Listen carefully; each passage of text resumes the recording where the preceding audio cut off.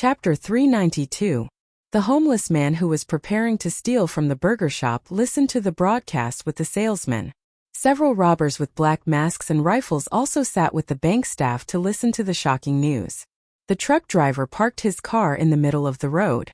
The city was shrouded in darkness, and he no longer had to transport goods. The small shops were also closed, and no one would come to buy things today. The teachers and students in the school, the doctors and patients in the hospital, all quieted down, and several lunatics were also gagged. Only Thea's voice could be heard in the city. Thea left a few seconds for everyone to digest the news, and then she continued. The evil aliens miscalculated. They underestimated the wisdom of us Earthlings. A group of scientists and I are working hard to crack a way to restore everyone and the city to its original state. Just give us a little time, and everyone will return to normal. Thea's voice suddenly rose from low to high, and the residents of the city were moved by her words. Although there were still many people who were skeptical, the original low mood finally returned to normal. From the live broadcast of Daily Planet, faint cheers could be heard from some places, and Thea smiled with satisfaction. She was smiling, but there were people who were extremely displeased. Lex Luthor never thought that he would be automatically assigned to a group of scientists one day. To think that he, Lex Luthor, the smartest person on Earth, would be reduced to such a state. This made him gnash his teeth in hatred, and he wanted to bite Thea's smiling face. But no matter how much he hated, scientific research could not be improved. If he could, he could. If he couldn't, he couldn't. He worked hard to use his brain to learn, and he was so anxious that he lost a lot of hair. But he was only at the beginning of the path of atomization. If he wanted to catch up with Thea, who was backed by Ray Palmer's research, the most optimistic estimate was that it would take him at least a year of research. Therefore, although Ray Palmer was a joker, he was also a joker with a high IQ. His IQ was not as high as Luthor's, but the gap was not that big. Even the scientists from the 25th century reverse lightning praised him. How could Luthor catch up with Ray Palmer's 10 years of research by cramming at the last minute? Citizens, please remain calm. The law is still in place. The military and police are all on the streets. I have received the authorization of the Parliament to kill all troublemakers on the spot. Everyone just needs to endure for 2 days and maintain the stability of the city. I promise to send everyone back to Earth. Thea was using a tiger's skin as a flag. How was she going to get the authorization from the Parliament? However, it was true that strict laws were needed to protect the safety of most people, especially those in power in the room. Without laws and rights, they were nothing. Old Man Ryan had secretly mobilized the army. In peacetime, he could be executed on the spot. He had been feeling uneasy. Now that he saw Thea using the Parliament as a scapegoat, he felt much better. After the TV talk ended, Thea returned to reality. She still had to lead the group of scientists to study the problem of anti-atomization. Thea's words pulled Luthor back to reality. Mr. Luthor, how many spacesuits do you have? At this moment, Luthor's mind was filled with formulas and theorems. He had almost forgotten his surname. It took him a long time to realize that someone was calling him. He didn't know why she would suddenly mention spacesuits, but he still answered truthfully. More than 300. Thea nodded. She looked at everyone's puzzled eyes and said, the Quinn Group also has more than 100. If several departments in the city collect them, there may be a few hundred more. Everyone still didn't understand why she said this. However, Luthor reacted quickly. You mean the oxygen content in this spaceship is different from that on Earth? He really didn't pay attention to the oxygen problem. This didn't mean that Luthor was stupid or Thea was smart. It was just that Luthor had always lived on Earth. His inherent thinking didn't switch to space combat. Thea was different. She had fought back and forth at the Wall of Origin. She had the ability to survive in a vacuum. Naturally, she could think of this problem. Yes, Mr. Luthor is right. We don't know where we are now. Superman won't come to save us. Thea looked at the old man who had called for Superman to rescue them. I don't think this spaceship is too big. I don't know if the oxygen in the spaceship is suitable for us Earthlings. If everything goes well, there can't be too many people who can return to their original state. They must be combatants. Only then can we successfully seize this spaceship. Luthor realized that he had overlooked a lot of things. He took out some kind of instrument from his pocket and calculated. There's no need to check. I've done the math. This glass dome is using some kind of spatial knowledge. It's absorbing the oxygen from our original city. Now that we've shrunk, the oxygen consumption has also decreased. The oxygen in the glass dome is enough for us to use for about 10 days, Thea said slowly. Damn it. Luther did some calculations. Just as Thea said, he was completely speechless. He was one step too late. Originally, he did not take Thea seriously. Now Thea's position in his heart was rising. She was no longer the dispensable heir of the nouveau riche group. 10 days. The heavy word echoed in everyone's heart. The task for you all is to stabilize the city. Search for scientists from various fields and select combatants. I estimate that the laser launcher will be completed in 3 days. When the time comes, we'll seize the spaceship first. Thea assigned tasks to these useless high-ranking officials. Then she pulled Leon aside to talk. Luther wanted to hear what they were talking about, but he was stopped by 2 of the old man's fierce-looking guards. What's wrong? The old man was puzzled. Do you know who our enemy is? Thea asked. Leon shook his head. Thea did not want to keep him in suspense. It's a highly evolved artificial intelligence. It has destroyed countless planets. Superman's planet was destroyed by it. At first, the old man felt like he was listening to a story. But when he heard the last sentence, his expression changed. He did not know about alien space warfare, but it was not difficult to guess the strength of the enemy, especially with Superman as the benchmark. The old man did not know about the yellow sun. Combined with the fact that Superman looked exactly the same as the people on Earth, he automatically imagined a planet with 6 billion people wearing blue tights and red capes. Then these people were directly flattened by a guy whose shadow could not be seen clearly. Damn it! How powerful is the enemy this time? He did not believe it at first, but when he thought of how the enemy took away a city without anyone noticing, which was a method only heard of in fairy tales, the old man's legs trembled like noodles. He was so scared that he could not speak. Thea did not know what the old man was thinking. Otherwise, she would have snorted. 6 billion Superman? Are you dreaming? With such a powerful force, even God would have to run away if 6 billion Superman came. Chapter 393. If Brainiac, whose main body was still in the depths of the universe, knew that Superman's father-in-law had such a high opinion of it, he would be laughing his head off. Thea didn't know why the old man's face suddenly turned pale. After waiting for a few seconds and seeing that he didn't faint, she was relieved. Right now, this spaceship is just one of the spaceships it has spread out into the vast universe. Its main body is still in the depths of the universe. If we want to seize this spaceship, we have to intercept its communication signals. Do you understand what I mean? Thea explained her intentions. The old man had just caught his breath. What the hell did he understand? Seeing his blank face, Thea could only explain again. Artificial intelligence is that powerful? The old man asked Thea uncertainly. Yes, all high-tech planets in the universe prohibit the development of artificial intelligence. I remember I told you in the Department of Defense, right? We have to intercept the signal of this spaceship as soon as possible. This step can't be done by machines. It can only be intercepted manually, and it has to be done secretly.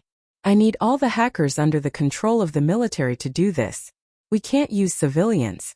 This matter has to be kept secret.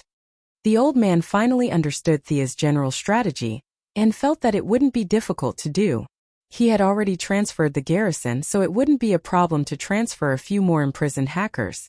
After the old man was sent away, the government personnel outside were ordered to leave.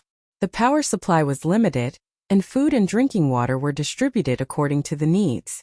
In short, everything was done according to the disaster prevention plan. In the end, Thea led a group of scientists, including Luther, to study the problem of anti-atomization. At first, the scientists were not convinced by her leadership, but they were all stunned by the theories she threw out. Luther could at least understand 40 to 50% of it, and the others could only understand 10% of it. It was possible to copy the theory of Atom Man, but there were still many difficulties to be solved in practice. Atom Man's suit only atomized itself, so it was impossible to give everyone a suit. It had to be simplified based on the original foundation.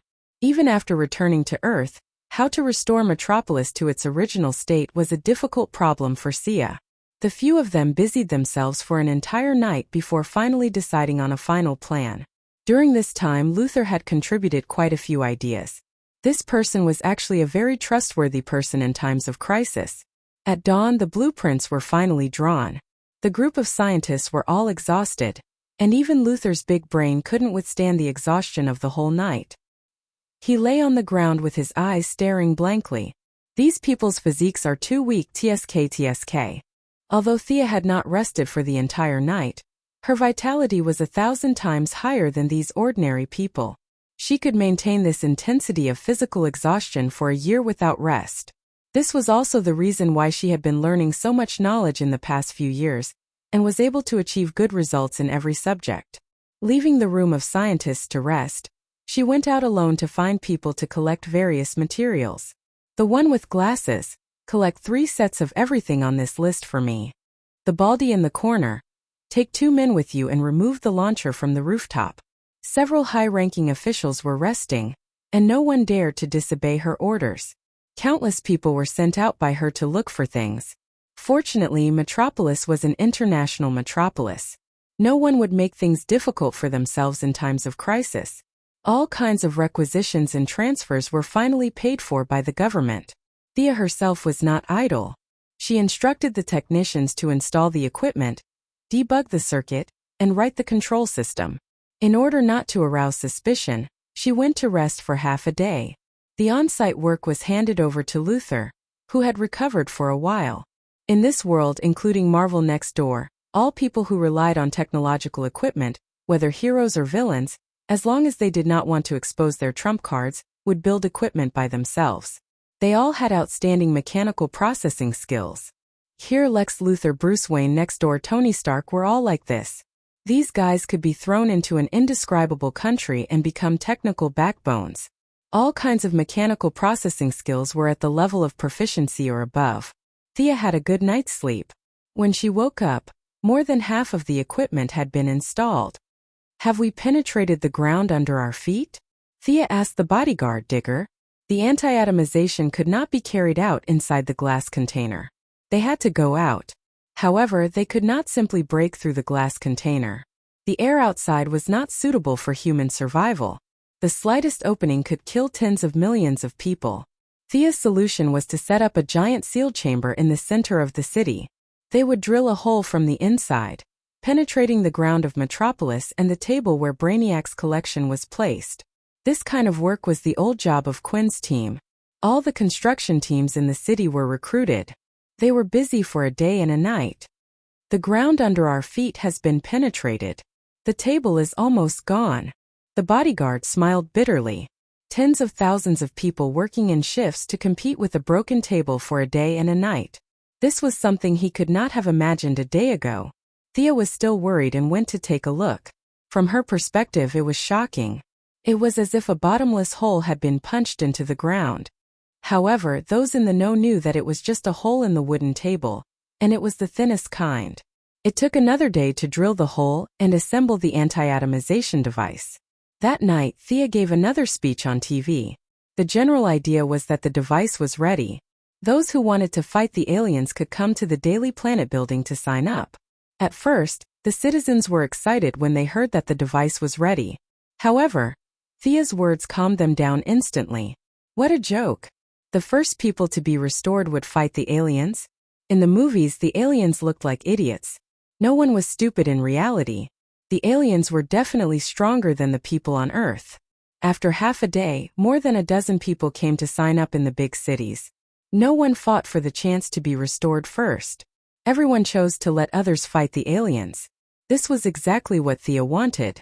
The citizens were in a mess and did not listen to her orders. They would be dead meat if they went out. It was better for them to stay in the glass container. 300 people were selected from the military, the bodyguards of the politicians, and the agents of the Heaven's Eye Society. Thea led them as the first batch of people to go out. Thea hinted to Poison Ivy and the others to hide in the crowd. She did not bring them with her this time. Her Eye of Horus had already observed that there was only one tracked robot on the spaceship. If it was a fair fight, Death Knell could kill the robot. It could be said that there was no great danger outside. Her operation this time was mainly for show. General Lane found 12 hackers for her. They were all mixed in with the 300 people. Their task was to manually intercept any signals from the spaceship. Everyone take care. The 300 people boarded 3 C-17s and flew to the ground from the hull. Chapter 394. The members of the operation team said goodbye to their relatives and friends. The 3 airplanes flew into the hull, full of hope. It looked very majestic, especially when they passed through the bottom floor of the metropolis and the table. It was dark all around, as if they had entered hell. There were many strange creatures in the deep hole that emitted a faint light.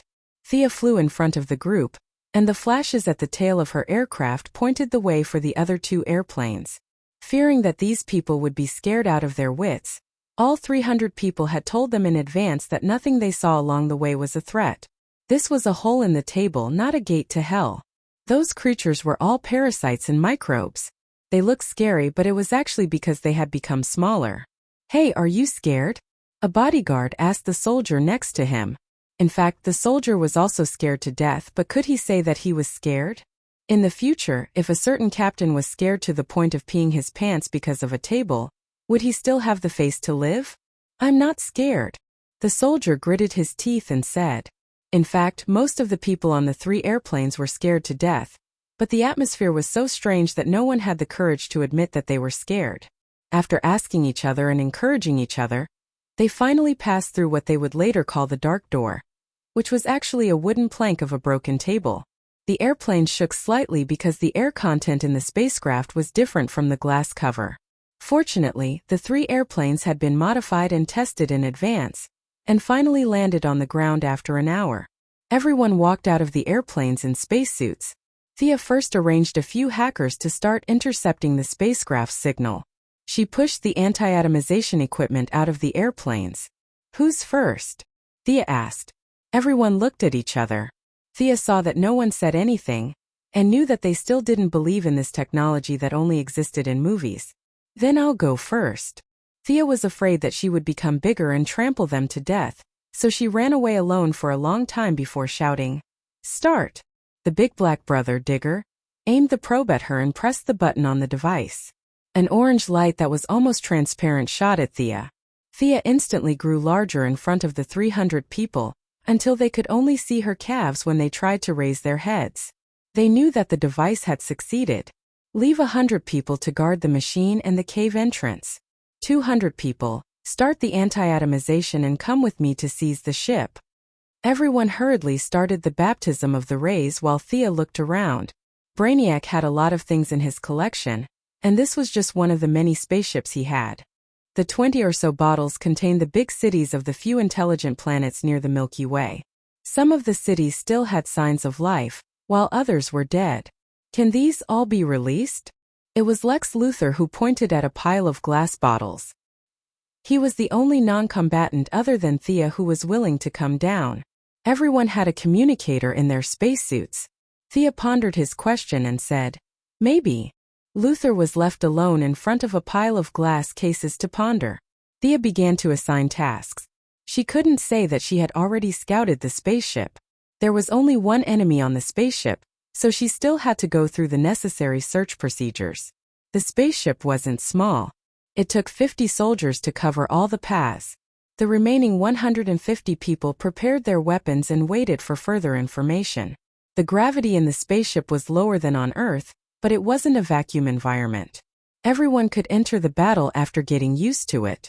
"Commander, I saw a green crawler robot at the K2 entrance. This thing can move. Seems to be an enemy."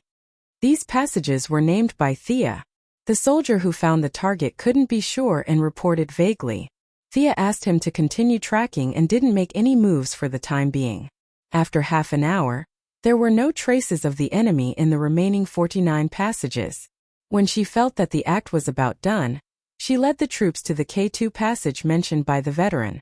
After the battle between Superman and Zod in this world, ordinary people on Earth were much more accepting of aliens. However, they were still shocked when they saw the owner of the spaceship for the first time. Is this an alien or a robot? This thought appeared in many people's minds.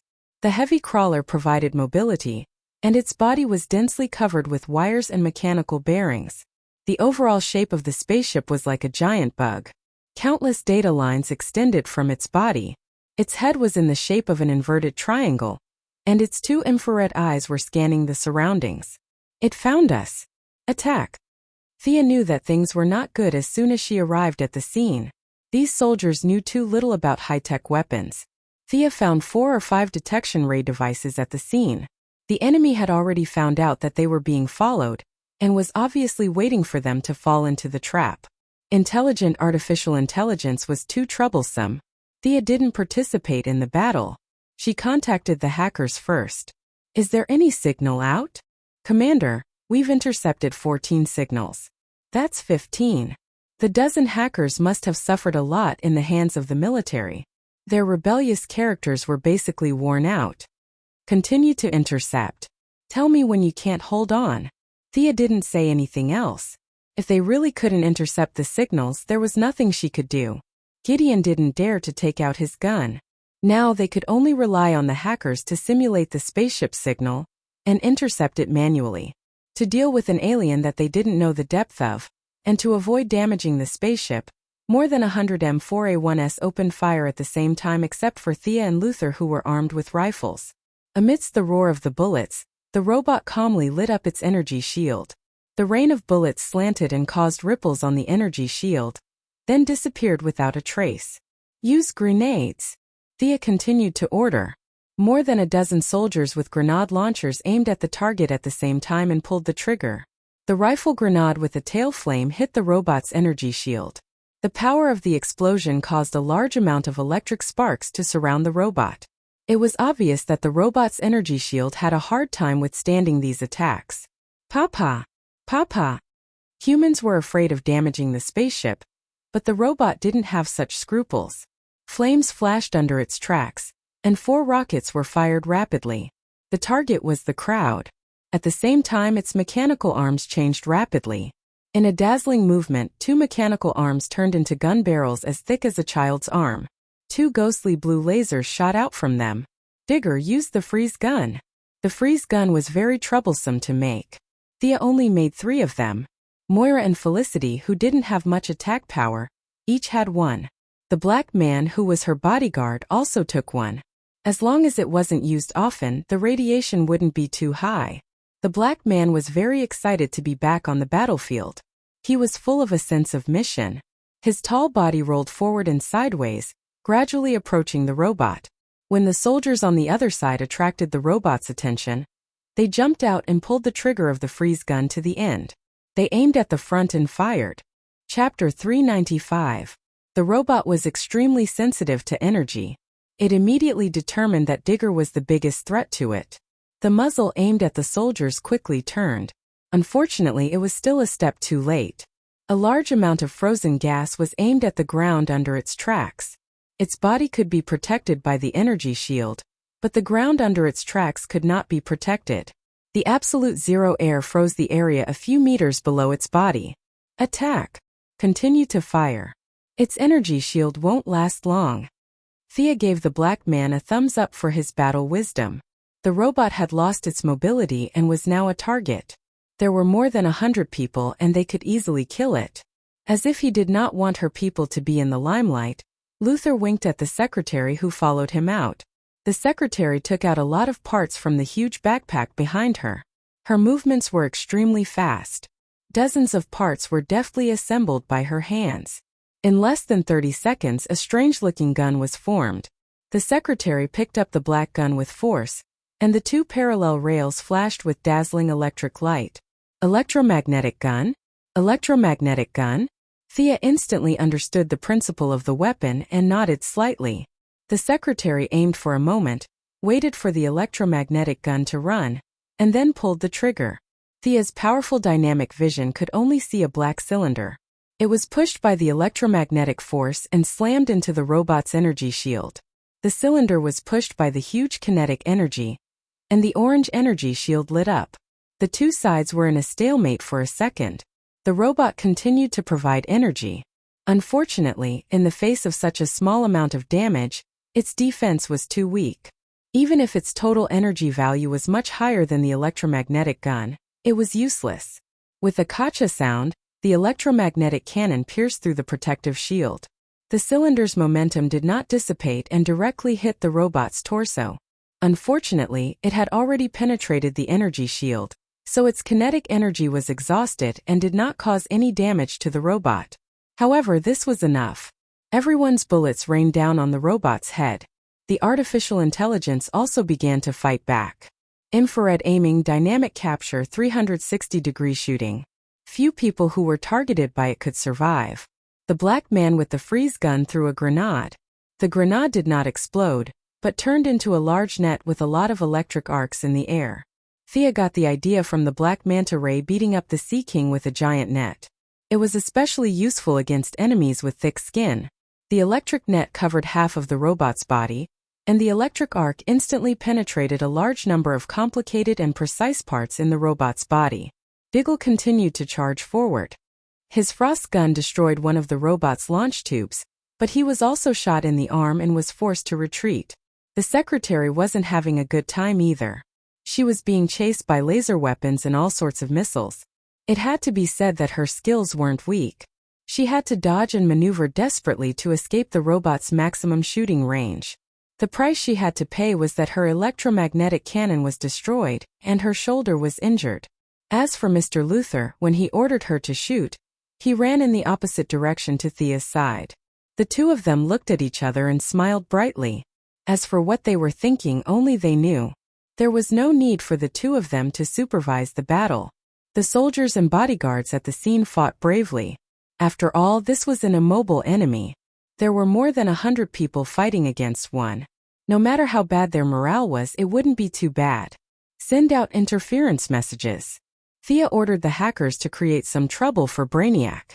A lot of useless messages were crazily poured into the robot's receiving system.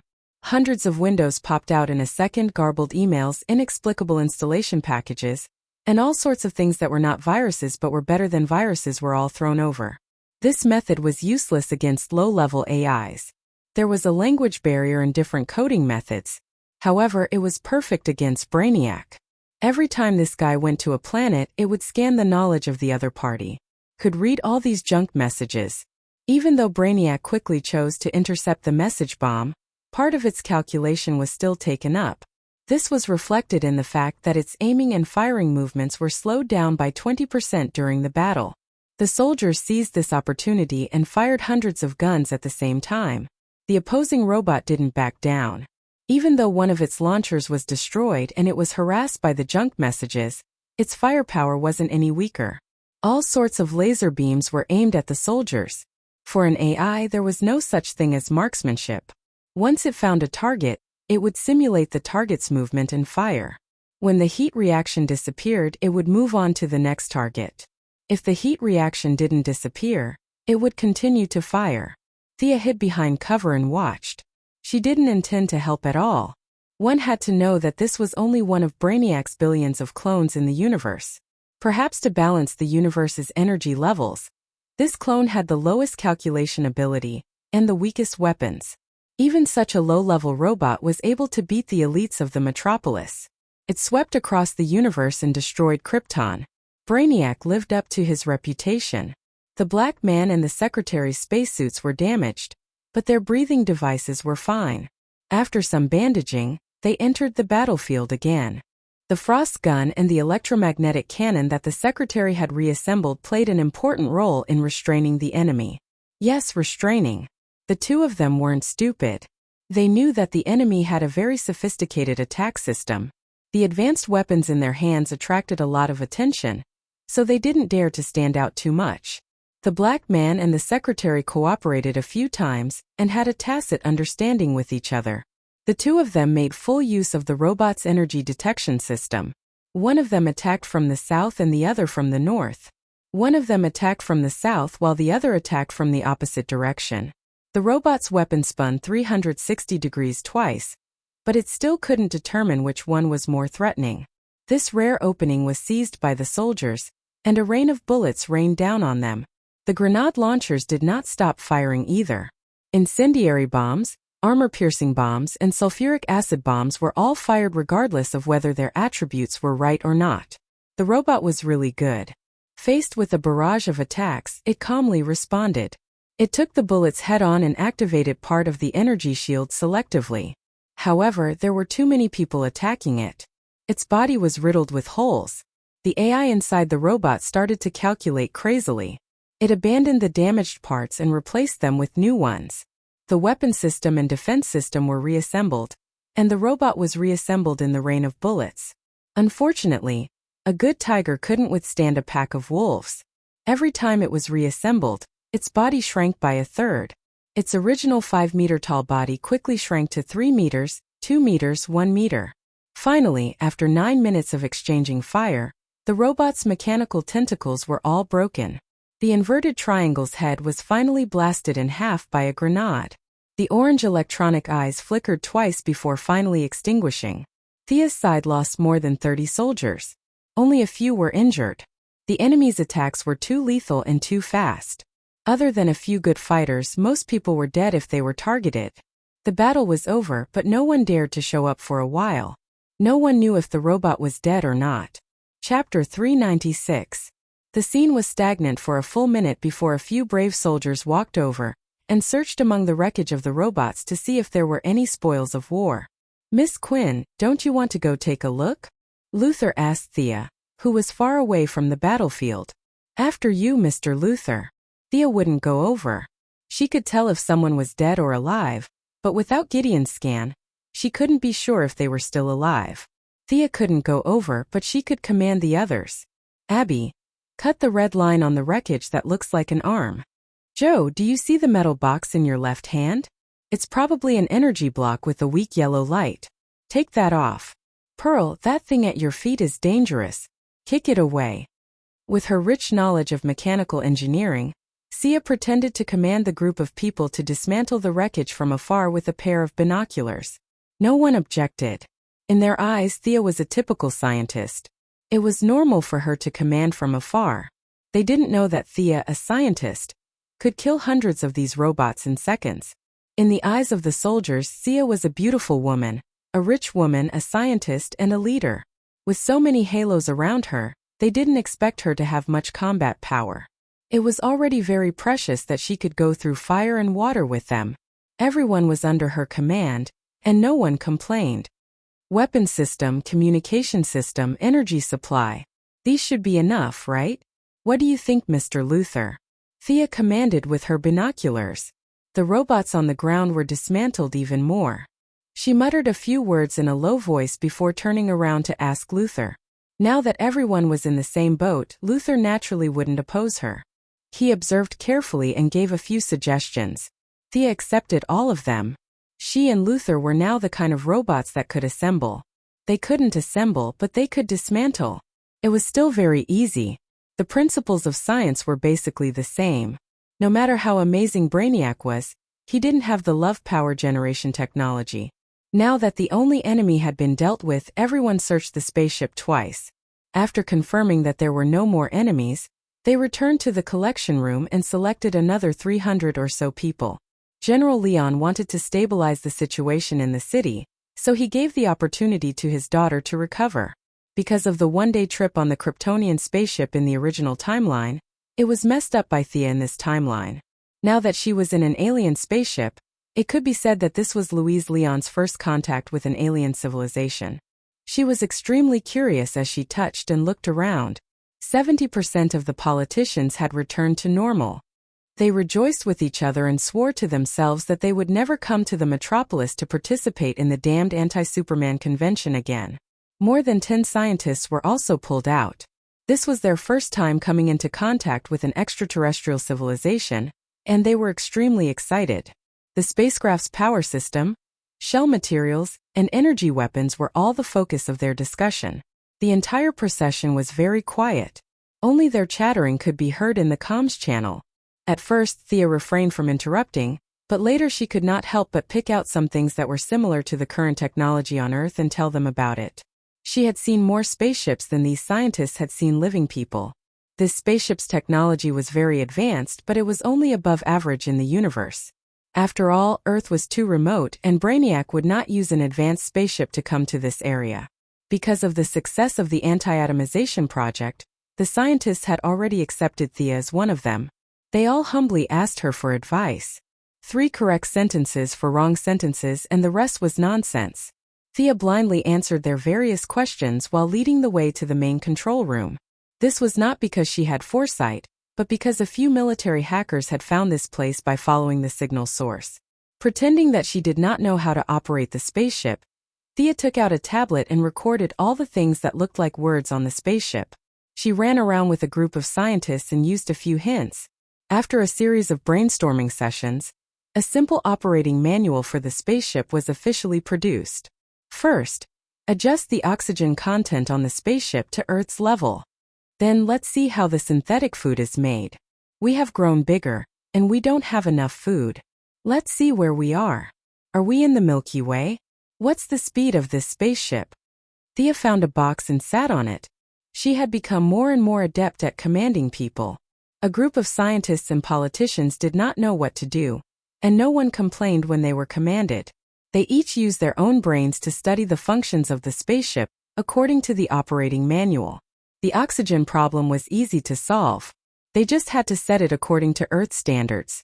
When the environmental test met Earth standards, Thea first took off the cumbersome spacesuit.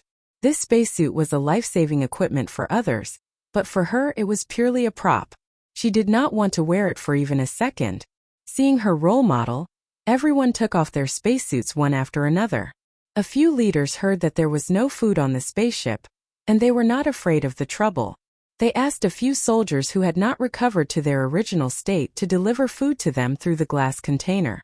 Thea did not have time to worry about them. She was looking at the flight record of the spaceship. Just by looking at it, she knew that the spaceship had already flown out of the solar system. How far are we from Earth now? Thea could understand most of the text on the spaceship without the help of the light ring. It was basically the universal language of the universe. Luther did not have this experience.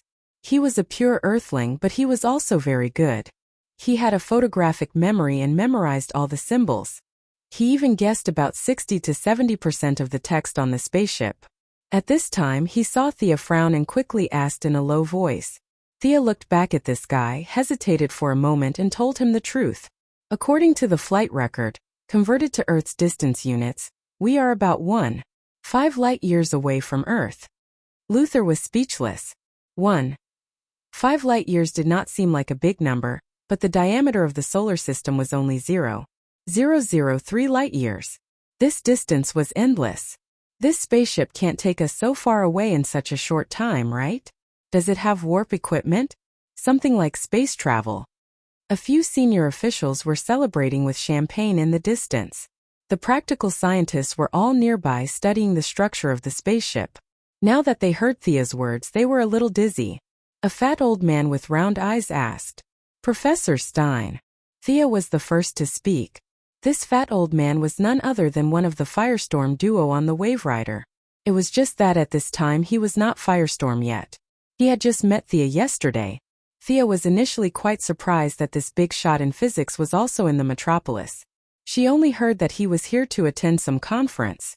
"Professor, you are right. This spaceship does have warp technology." Thea first gave them a reassurance, then changed the topic. But during warp, the spaceship designer designed it according to the body of a robot. This means that when the spaceship passes through the black hole, there will be a huge overload. According to the strength of the human body, we won't be able to withstand it. Thea handed her tablet to the few of them. "This is the overload data I calculated. There will be about 200 G of overload. Our pilot can only withstand 9 G. Chapter 397. Some of them looked at her deduction process, while others lowered their heads and did their own calculations. Thea scratched her head. The speed of this spaceship could exceed the speed of light. Ignoring the energy consumption, it would take at least a year to fly back. The tens of millions of people in the glass dome could not wait for a year, and the spaceship could not fit 10 million people. The only plan now was to warp back to the solar system. However, only Thea could adapt to the powerful overload. Showing such a strong physique in public would inevitably expose her ability, which was not in line with her plan. What should she do? Thea was also in deep thought with a large group of scientists. The difference was that while the scientists were thinking about how to get home, Thea was thinking about how to continue the show. After thinking about it, she decided not to expose herself first. She contacted the nearby Green Lantern, Hal Jordan, and asked him to help send the spaceship back to the solar system. Just as she was about to put it into action, she heard the little troublemaker Louise Lane shouting, "Superman is here! Superman is here!" The surrounding people were very excited and asked, "Where is Superman? How do you know he is here? Are you in contact?" Thea saw this scene and was a little speechless. Louise Lane and Clark Kent were so close, but this group of slow people in the metropolis did not connect Clark to Superman. She really did not know what to say. However, it was a good thing that Superman was here. At least she did not have to waste a favor. Opening the Eye of Horus, Sia looked out of the spaceship and saw Clark, who was wearing a blue shirt and a red cloak. His eyebrows were furrowed, and his lips were pursed tightly. It could be seen that this old man had run away in order to save his wife. "Clark, it's Thea. The spaceship is under control. You can come in from the rear entrance of the spaceship." Thea originally wanted to discuss the plan outside, but found that Superman was no different from Batman. He could not communicate telepathically, so she could only let him in. "Superman is here. Superman is here to save us. We're saved." When the people in the spaceship saw Superman enter, they were all excited. This made Thea a little depressed. After all, the people present were not ordinary people. Most of them were government military personnel.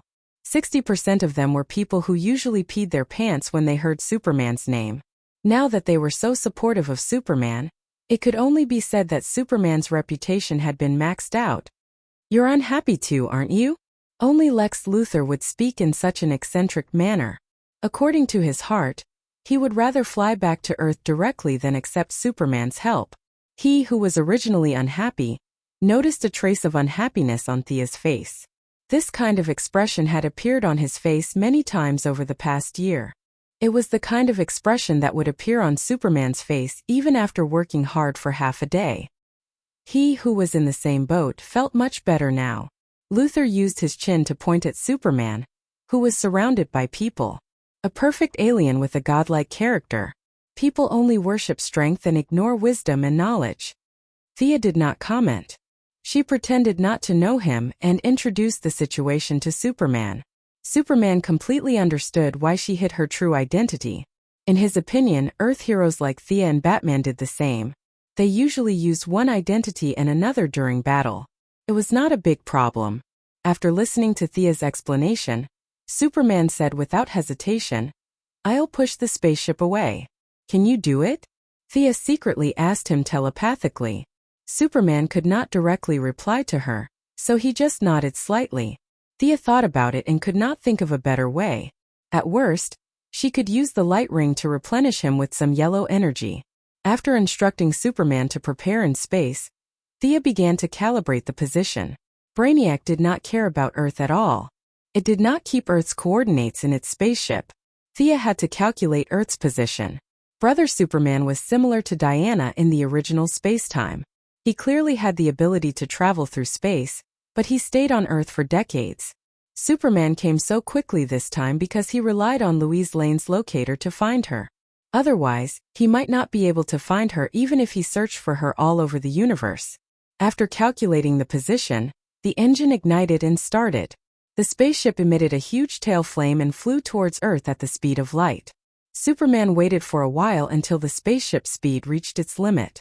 Then he pushed the tail of the spaceship with both hands and relied on his flying ability to add a huge amount of thrust to the spaceship. 3 days later, when Thea announced that they were about to enter the solar system, everyone on the spaceship cheered. Few praised Thea, but many praised Superman. They did not know that if Thea had not sent a clone to recharge Superman with the light ring, Superman would have been dead from exhaustion. Superman did not enter the spaceship for 3 days, because he wanted to help Thea cover up her secret. He did not want anyone to see his weak state. After entering the solar system, he returned to Earth directly.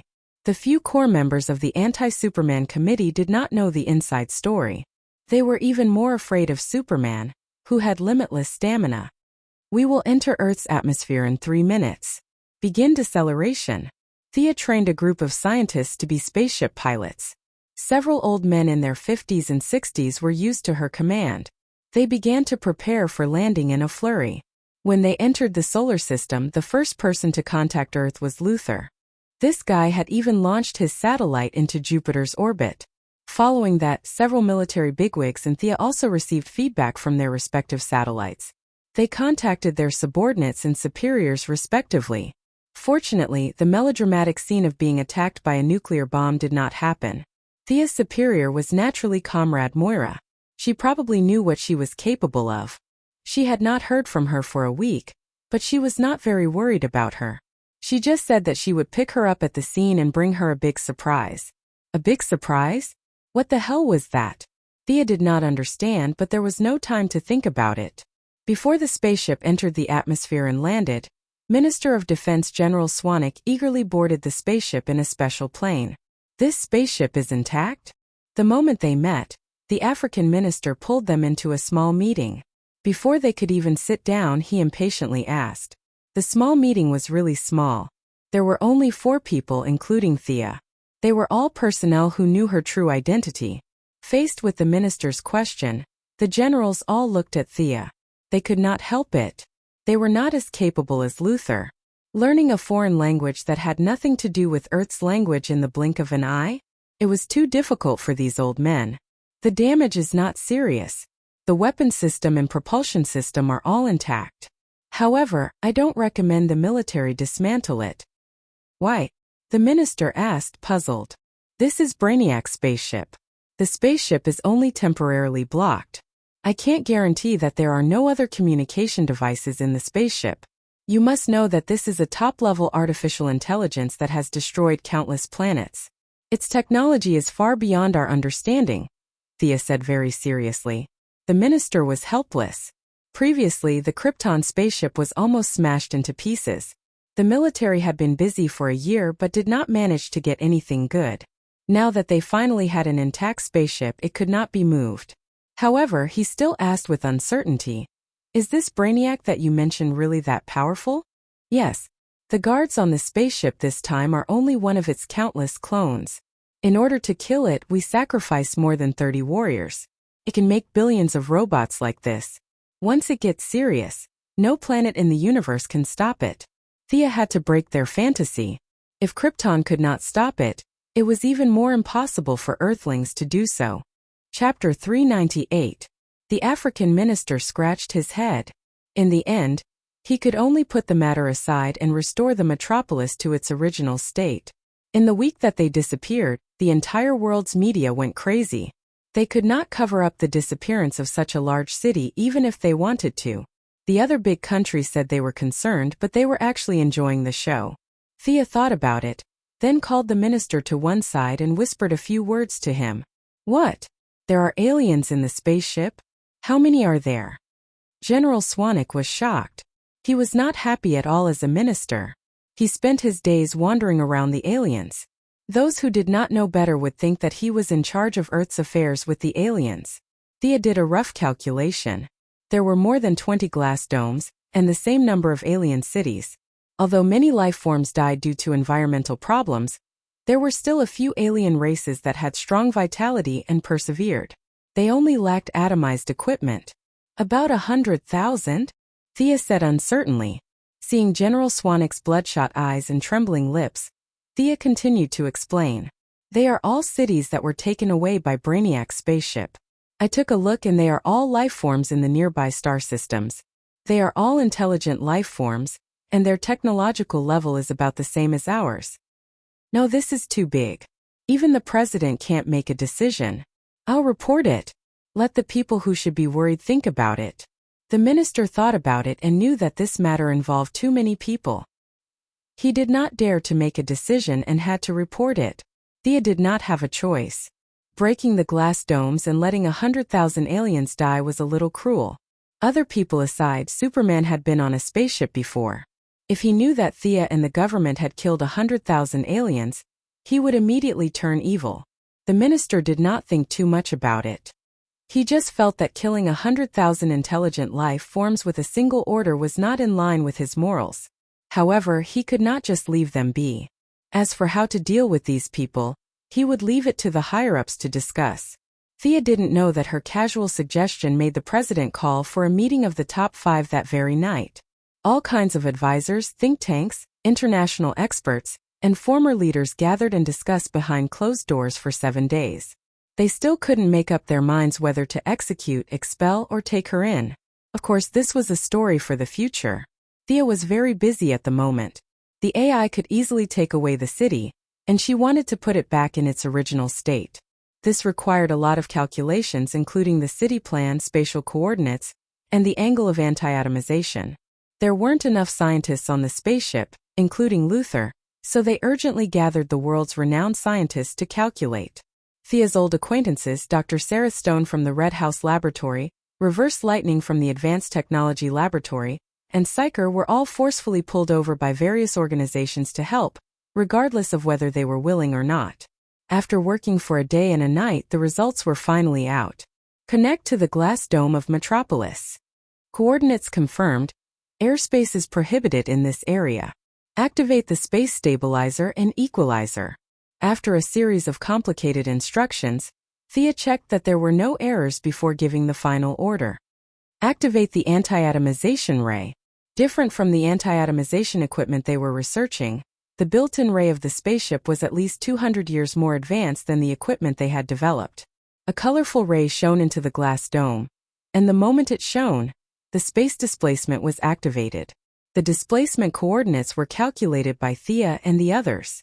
The originally empty flatland was instantly filled with skyscrapers, the dirt was replaced by asphalt roads, and an artificial lake appeared abruptly on the flatland. Tens of millions of citizens had no idea that they had returned to their original state. Except for a few screeching zoo animals, it was as if nothing had happened at all. The people who saw this scene on the monitor were very excited. Psycher, who was recruited, was a little excited. He wanted to find someone to high-five to celebrate, but he found that the people in the room were all old men and old women. The only 3 young people were himself, Thea, and Lex Luthor. Luther pulled a long face as if everyone owed him money. Psycher did not dare to provoke him. He gently high-fived Thea to celebrate. The city had returned to its original state, but there were more or less some flaws. Thea at least saw that the city's sewer pipes were off by 5 meters, various oil and electricity transmission, and the suburban roads were a little off, but these were not things she should worry about. Let the metropolitan government deal with them. Thea. Not long after they walked out of the spaceship, they saw Moira. The mother and daughter hugged each other warmly. Come and see who this is. Moira's face was full of smiles, and a young man walked out from behind her. Thea. The young man's temperament was calm and his face was serious, but he still showed a heartfelt joy when he saw his family. Oliver. Thea was really surprised. This was not an act, this was a real surprise. It was difficult for her to show such an expression, but after calculating for a day and a night, she was a little dizzy. When she suddenly saw Oliver alive, she could not control her emotions. I missed you so much. Thea hugged Oliver tightly. The memories of her childhood and youth were deliberately faded, but not buried. Her feelings were real and so was her family. Thea was affected by her own emotions for a moment, and the corners of her eyes were a little wet. She only hated herself for not helping Oliver earlier. The family of 3 hugged each other and cried. Many scientists on the spaceship and many citizens who came to thank them when they learned that they had returned to normal silently watched all this. The image of a strong, intelligent, and caring girl came into everyone's eyes. This was the representative of the modern heroes of the United States. She was calm in the face of trouble, calm in command, and so humane. The onlookers gave the family of 3 their blessings and applause. It's a pity that her talent is wasted. She's a woman after all. Very coincidentally, there was also a family of 3 on Luther's side. Although he wanted to be in the limelight, he was an old man in his 30s. It was impossible for him to cry while hugging his mother and brother like Thea. Luther was very unhappy and left the scene with his mother and sister. It had been 2 days since Oliver returned to the United States. He also learned that his sister had saved the city. His heart was filled with pride, but it was still awkward to be surrounded by so many people. He hurriedly pulled his mother and sister and left the scene after Luther. Oliver did not know about the trouble his sister had caused in the past few years. As soon as her brother appeared, His name instantly appeared on the desk of many insiders. The government and the Pentagon copied his information from the Heaven's Eye Society to evaluate this person's future achievements and influence on Thea. Several heroes such as Superman, Batman, and the Martian Manhunter were collecting information on him through different channels. Several neutral or evil subordinates, such as Poison Ivy and Gruder, gathered together to listen to Death Knell tell the story that he and Oliver had to tell. Chapter 399. At this time, Oliver still didn't know that his every move had attracted the attention of others. When the family left the scene and was about to take the plane back to Star City, they saw the black-skinned avatar from afar. Thea knew that the black-skinned woman was expressing that she had returned a big favor, so she could only nod slightly to show that she accepted. Although Oliver wasn't strengthened, he was born with good eyesight. When he saw Avatar, he reflexively stood in front of his mother and sister and looked at Avatar vigilantly. Avatar was a little stunned, but she immediately understood that Oliver didn't know about her relationship with Thea. The more she thought about it, the more interesting this family was. She didn't talk to them and left alone with a faint smile. After returning to the Quinn family's old house and having dinner, Moira rested alone, leaving the siblings some space. "Let's go out for a walk," Oliver suggested. Thea nodded and the two went outside. Aye. The two walked to the empty tombs of old Robert and Oliver. Thea didn't know how to explain. "I know something about you. Haven't I been on the island for the past few years?" Oliver smiled and said, "Yao Fei told me. You don't know, right?" He returned to Purgatory Island. Thea opened her mouth slightly. It seemed that Yao Fei's illness hadn't been cured yet. Why did he go back for no reason? This old man couldn't live a good life, right? Needless to say, since he had seen Yao Fei, he must have seen Shadow as well. Thea scratched her head. "I'm sorry. I did want to save you from the island, but I was delayed. No need to apologize. I wouldn't have gone with you back then," Oliver interrupted her. With the grudge between the siblings gone, it was easy to talk. "Your skills are not bad. Did old man Yao Fei teach you again?" Sia had noticed this the moment she met him. It was hard to tell how strong Oliver was in the original space-time, but Sia compared the Oliver in front of her with the people she knew. She felt that he was about the same level as Nightwing or even slightly stronger. Talia was currently busy reorganizing the Assassin League. It was impossible for her to teach Oliver. Thea felt that the two of them might not even know each other. Then, combined with old Yao's experience of returning to Purgatory Island, it was not difficult to guess that Oliver had undergone new training. "You don't need to use those weird tricks of yours. Do you want to spar?" Oliver sent out a battle invitation. "I'm not afraid of you." After a few days of acting, Thea was itching for a fight. The siblings came to the backyard of Quinn's old house, where there was a large training ground. Unlike the original space-time, Moira's physical fitness had greatly increased. She could also exercise her body at ordinary times. Thea recommended karate to her, which was easy to learn. She could crush ordinary people by relying on her attributes. She did not need to practice to become a master, but she needed to have the power to protect herself in an emergency. Competing in close combat? Sia watched as Oliver took 2 wooden swords from the rack. She had no objections. She coiled up her hair, rolled up her sleeves, kicked off her high heels, grabbed 2 wooden swords, suppressed her attributes to the level of ordinary people, and took a stance, waiting for Oliver to attack first. Oliver originally wanted to let his sister attack first, but when he saw her burst of momentum in an instant, he immediately changed his mind. Sharp, tough, and unrivaled could be used to describe Thea's momentum at this time. Although she did not attack, he knew that she was definitely a strong enemy just by looking at her posture. His sister was so powerful. The Thea in front of him was too different from the one in his memory. In the past few years he had traveled extensively and seen a lot of people fighting, but Oliver had never seen anyone who could match Thea in terms of momentum. His competitive spirit rose and he also became serious. Holding 2 swords in his hands, he cautiously observed, and then took the initiative to attack with his left hand and right hand. "Use your full strength." Thea casually parried Oliver's blow, and her right hand mercilessly whipped his arm. Oliver's reaction was very fast. His feet moved quickly, and his body moved horizontally. He cleverly used the wooden sword in his left hand to block Thea's 2 swords at the same time, and his right hand swept across her abdomen.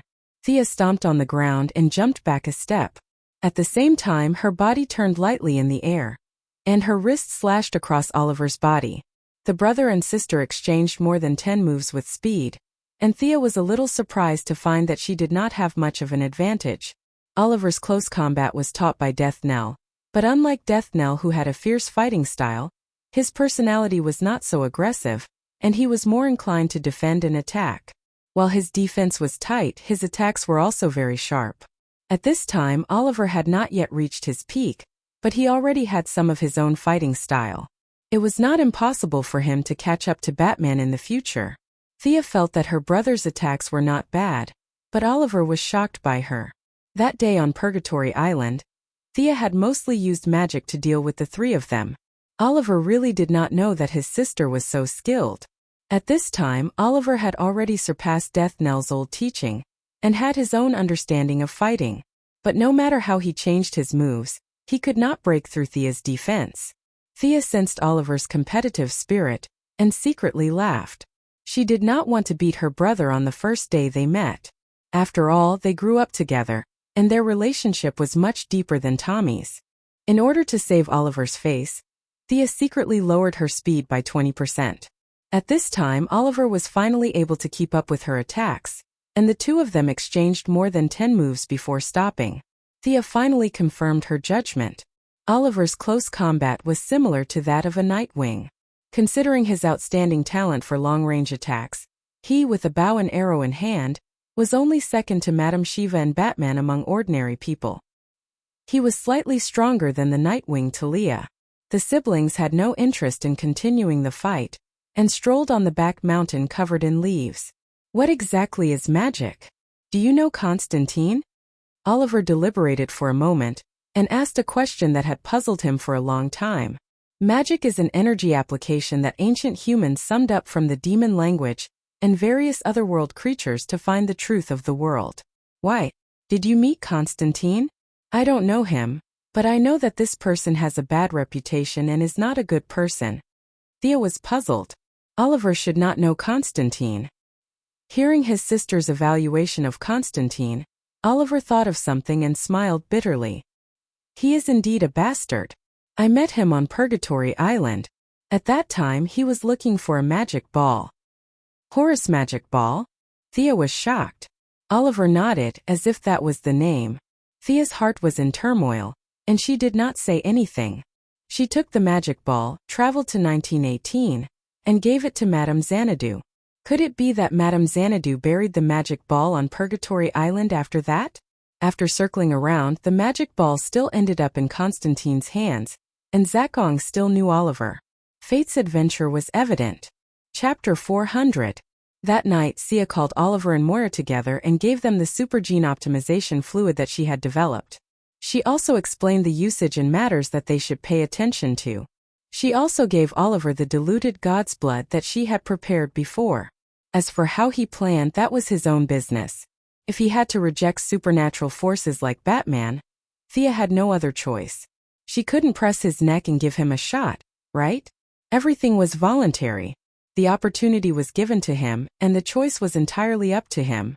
Early the next morning, Thea called the mother and son to discuss. She wanted to return the shares that should have belonged to Oliver. Oliver insisted that he didn't come back for the money, but under Thea's more determined attitude, he finally accepted the division plan. Quinn Group could be said to be old Robert's life's work. After all, Thea was not his flesh and blood.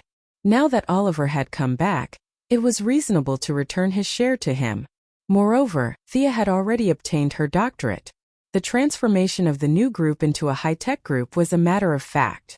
Thea didn't want to have a doctorate and be followed by a lot of construction workers and bulldozers. That image was too bad. With Oliver's primary school degree and his muscles, he was quite suitable to be a foreman. The new division was very simple. The original Quinn Group's building parts were stripped and given to Oliver. In the next few years there would be constant wars, and the construction team would definitely not have to worry about starvation. It was just that the work would be very cumbersome.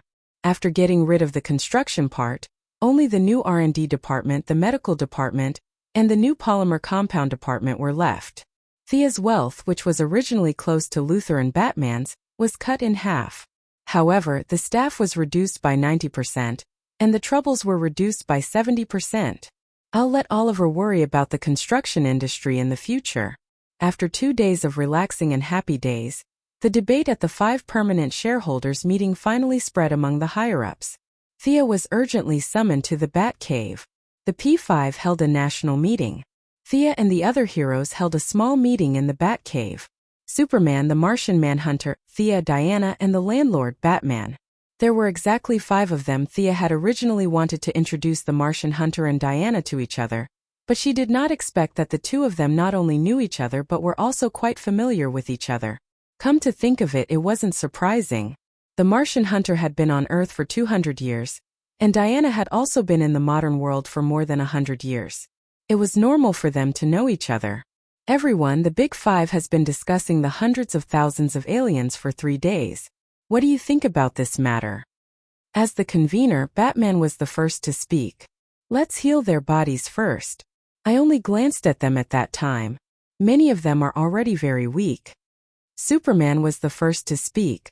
Only by confiscating their weapons can we provide them with food. The Martian Hunter also expressed his opinion. Thea and Diana also said something similar. The few heroes had similar views on this point. No one would say that they should kill all the hundreds of thousands of aliens. That would be too unjust. The initial plan was set, but there was an important disagreement on the follow-up arrangements. Superman, based on his own experience, believed that they should cultivate their feelings for Earth and even arrange a job for the aliens. The Martian Manhunter believed that they should be kicked out immediately. Diana, on the other hand, believed that they should be settled and divided into areas for them to live in. The 3 of them felt that they made sense. Their voices became louder and louder, but no one could convince the other. You met the president before you came? Batman watched them argue calmly. He was not anxious at all. He turned his head and asked Thea, who was also watching the show. Thea wanted to laugh when she thought of this.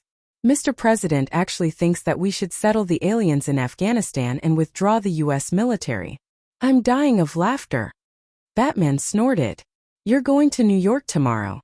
What do you think about this? Thea did not think too much about it. She said firmly, accept them. The future of Earth needs to unite all the forces that can be united. They are also intelligent life and are not much worse than us. She could not talk about Doomsday and Darkseid, but this time Brainiac was also a big threat. Thea continued. Did you see the robot on the spaceship this time? That was just one of Brainiac's countless clones. Krypton was so powerful, but it was destroyed. I don't think Earth can withstand it. Before Batman could answer, Superman with his sharp ears turned his head and asked, was Krypton really destroyed by that artificial intelligence? 70 to 80%. That's the result of the investigation by the Lanterns. There were many opinions about who destroyed Krypton, and Thea did not dare to say with certainty. Superman was immersed in the tragic death of his own kind. The Martian Manhunter and Diana were also not in the mood to argue. At the end of the day, they were all worried about nothing, and no one cared about their opinions. When Thea made it clear that she supported her lover, Batman considered carefully and agreed to Diana's relocation plan. It was a little far from the Martian Manhunter's goal, but it was still a compromise. He finally agreed, and Superman had no choice but to give up. The next day, Thea, who was getting better and better, had to go to New York to be questioned by the P5 and persuade them to pass the resolution. Professor Quinn. An old man asked first. Yes, Thea had studied hard for 5 years and finally got rid of the title of Mississippi. This incident had fully demonstrated her intelligence, and the title of professor in front of her name was well deserved. Can't those aliens be sent back to their original planets? Thea nodded slightly. Gentlemen, among the 20 glass domes, the results of our investigation so far show that only 7 of them still have signs of life, and their planets have long been destroyed. Collecting the essence of the cities and destroying the others' planets has always been the Collector Brainiac's policy. Currently, there is only one planet that has not been destroyed after being collected, and that is Earth. After dealing with them so much, Thea also understood the principle of getting along with this group of people. She had to tell the truth to Batman, and it was best to scare them. The older you are, the wiser you are. No one in this room is a fool. Sia's unspoken words are not difficult to understand. What does this mean? It meant that the aliens were still coming. These people all understood the principle of driving the wolves to devour the tigers, and the two people who were originally tough immediately softened. Thea finished her statement and left. The debate in the room continued for another day. After Thea slept, they finally came to a conclusion.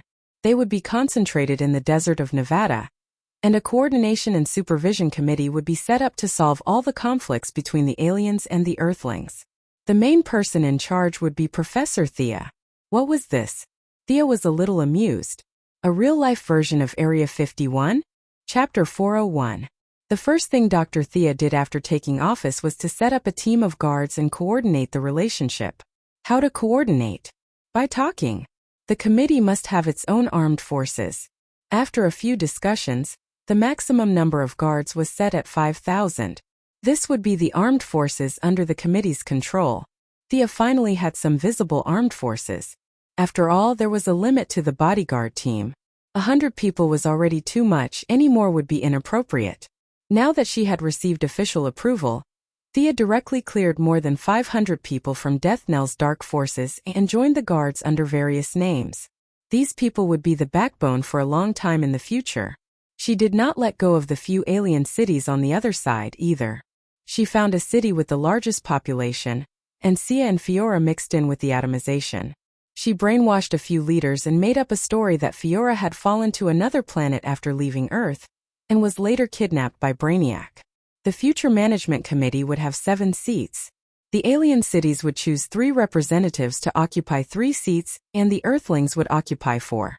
Thea would occupy 1 seat, the Heavenly Eye Society would occupy 1 seat, the government would occupy 1 seat, and the military would occupy 1 seat.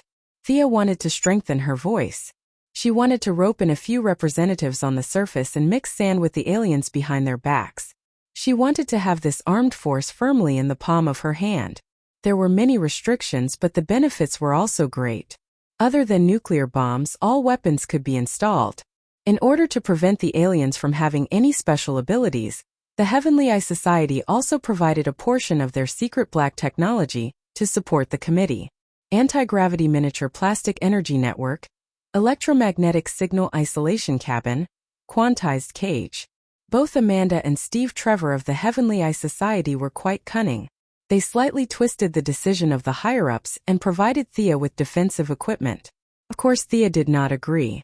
Now that she had the support of the P5, she could enter the president's office whenever she wanted. She wasn't afraid of the Heaven's Eye Society at all.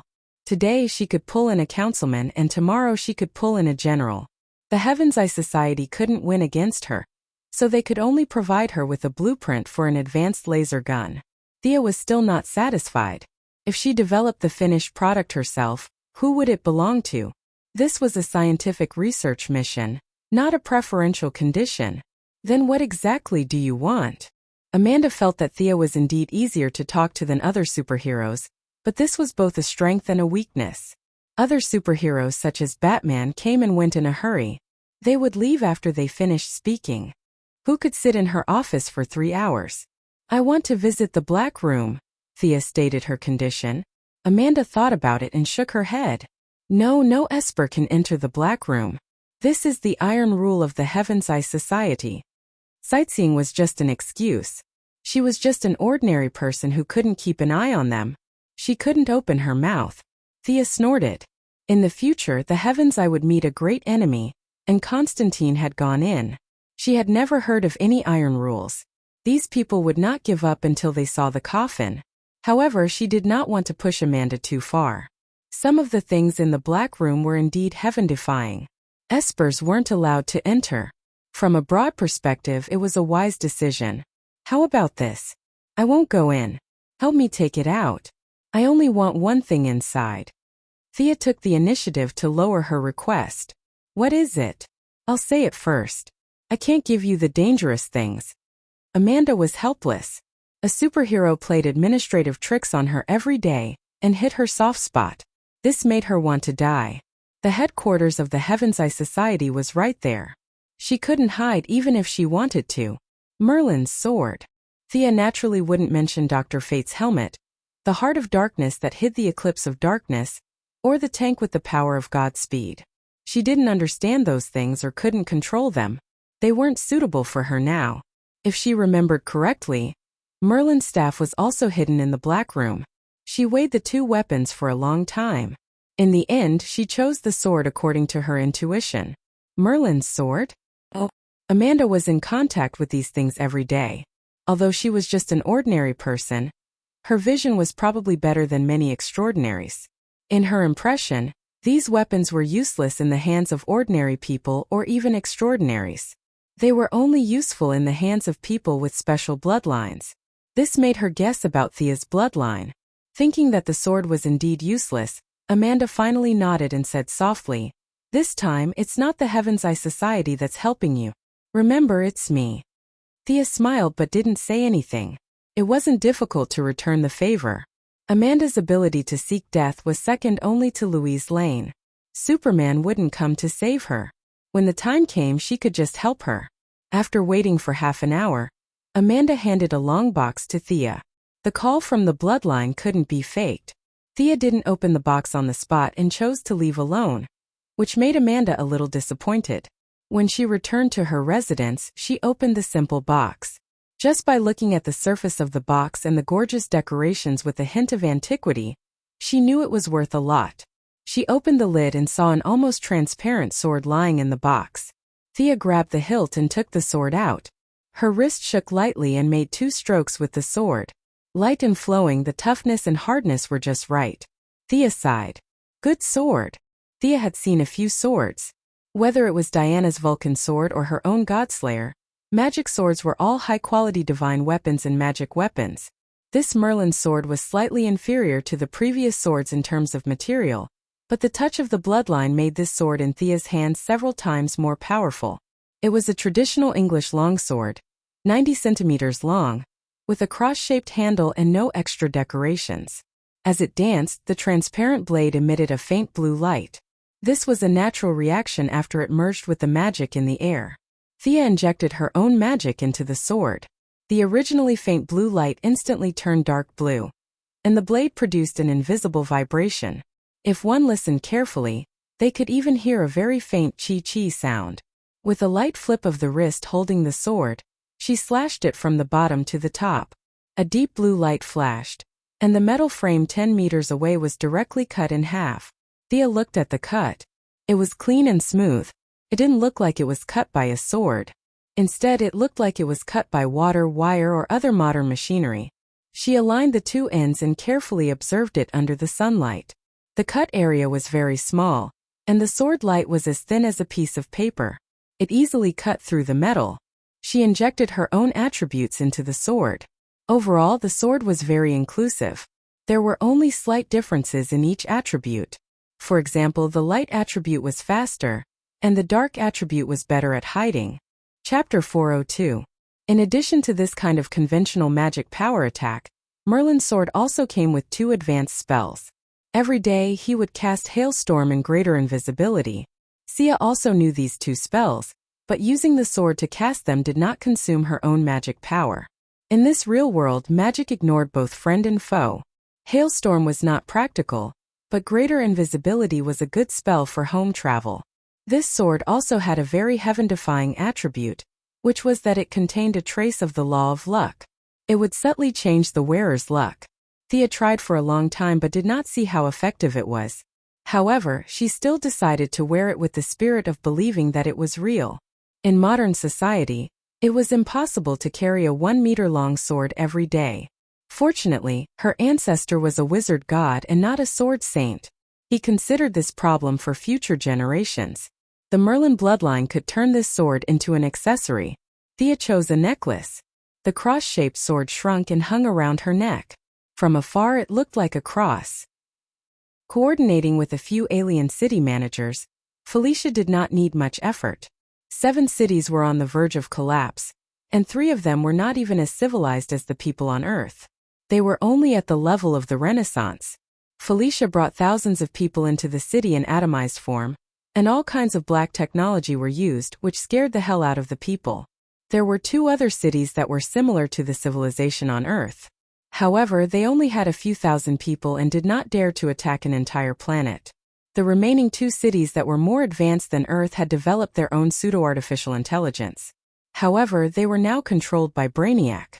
Before Thea and the others entered the city, they had just cut the artificial intelligence into pieces. Now they trembled when they saw a tablet and had high blood pressure when they saw a laptop. Thea unexpectedly gained a lot of fear energy from them. It was obvious that these people were frightened by Old Boo. It was very easy for Fiora to blend in. She just had to rewrite the memories of a few people.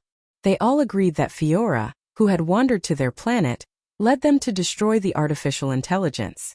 They all elected Fiora as their representative and successfully helped Thea to get a seat in the committee. One of the government seats was confirmed to be held by Senator Joan Finch of Kentucky. This middle-aged woman was Moira's political ally, the rotating chairman of the Anti-Superman Committee. Generally speaking, she was quite friendly with Thea. The military representative was Thea's old acquaintance, General Ryan. Of the 3 alien seats, Thea had 1, the government had 1, the military had 1, and the Heaven's Eye Society had yet to be decided. It wasn't until 2 weeks later that Amanda's appointment was suppressed and Steve Trevor was appointed instead, perhaps due to consideration of the balance between the various parties.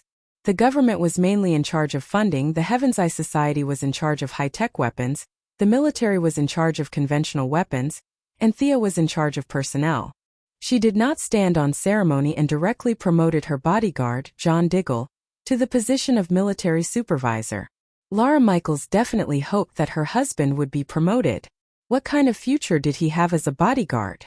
Even though she was Amanda's hardcore supporter, this didn't stop her from using her connections in the Heavenly Eye Society to convince Steve Trevor and obtain the approval of the Heavenly Eye Society. The military considered that Diggle was from the Kandahar Special Forces, and the government considered the black man's skin color. Many parties were very satisfied with this choice. The black man was like a slacker in the original Spacetime Green Arrow team. In fact, his military qualities were good and he was a standard soldier. Being a superhero couldn't bring out his strengths. Now that he was in high spirits, he led by example and trained the 2,000 soldiers recruited in advance in an orderly manner. It would take time to twist this force into a rope. However, Thea herself and the people she had promoted were in the open. In the dark, there were mercenaries controlled by Fiora and Death Knell. They could control this committee and even go one step further and develop it into a World Security Council like Marvel.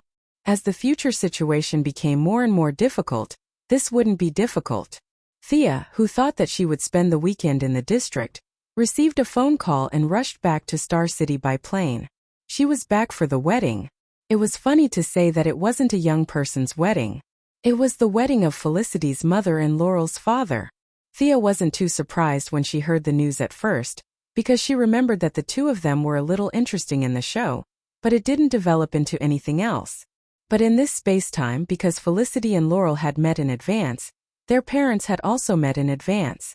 One's husband was in prison, and the other's wife was divorced. The 2 middle-aged people unexpectedly hit it off, and they actually came up with a marriage plan. She rushed back to the Quinn family's old house. As the mayor of Star City, Moira had to be there to congratulate Detective Lance. As Felicity and Laurel's friend, Thea had to be there. Oliver had now reconnected with Shadow, and even Thea saw that he was living in Shadow's apartment. Of course, Oliver's excuse was that he was taking care of Old Yao's daughter. Shadow was a Star City police officer, and as a friend of a police officer, Oliver had to be there. Although the family of 3 had different reasons, their destination was the same. They were going to the church together. There weren't many people at the church entrance, but Thea really knew a lot of people. At a glance, she saw a tall man in a well-ironed suit who exuded a melancholy aura. He was Bruce Wayne. "Why are you here?" "Oh," Thea asked in a low voice. "Detective Lance invited a lot of police officers, and I'm considered one now.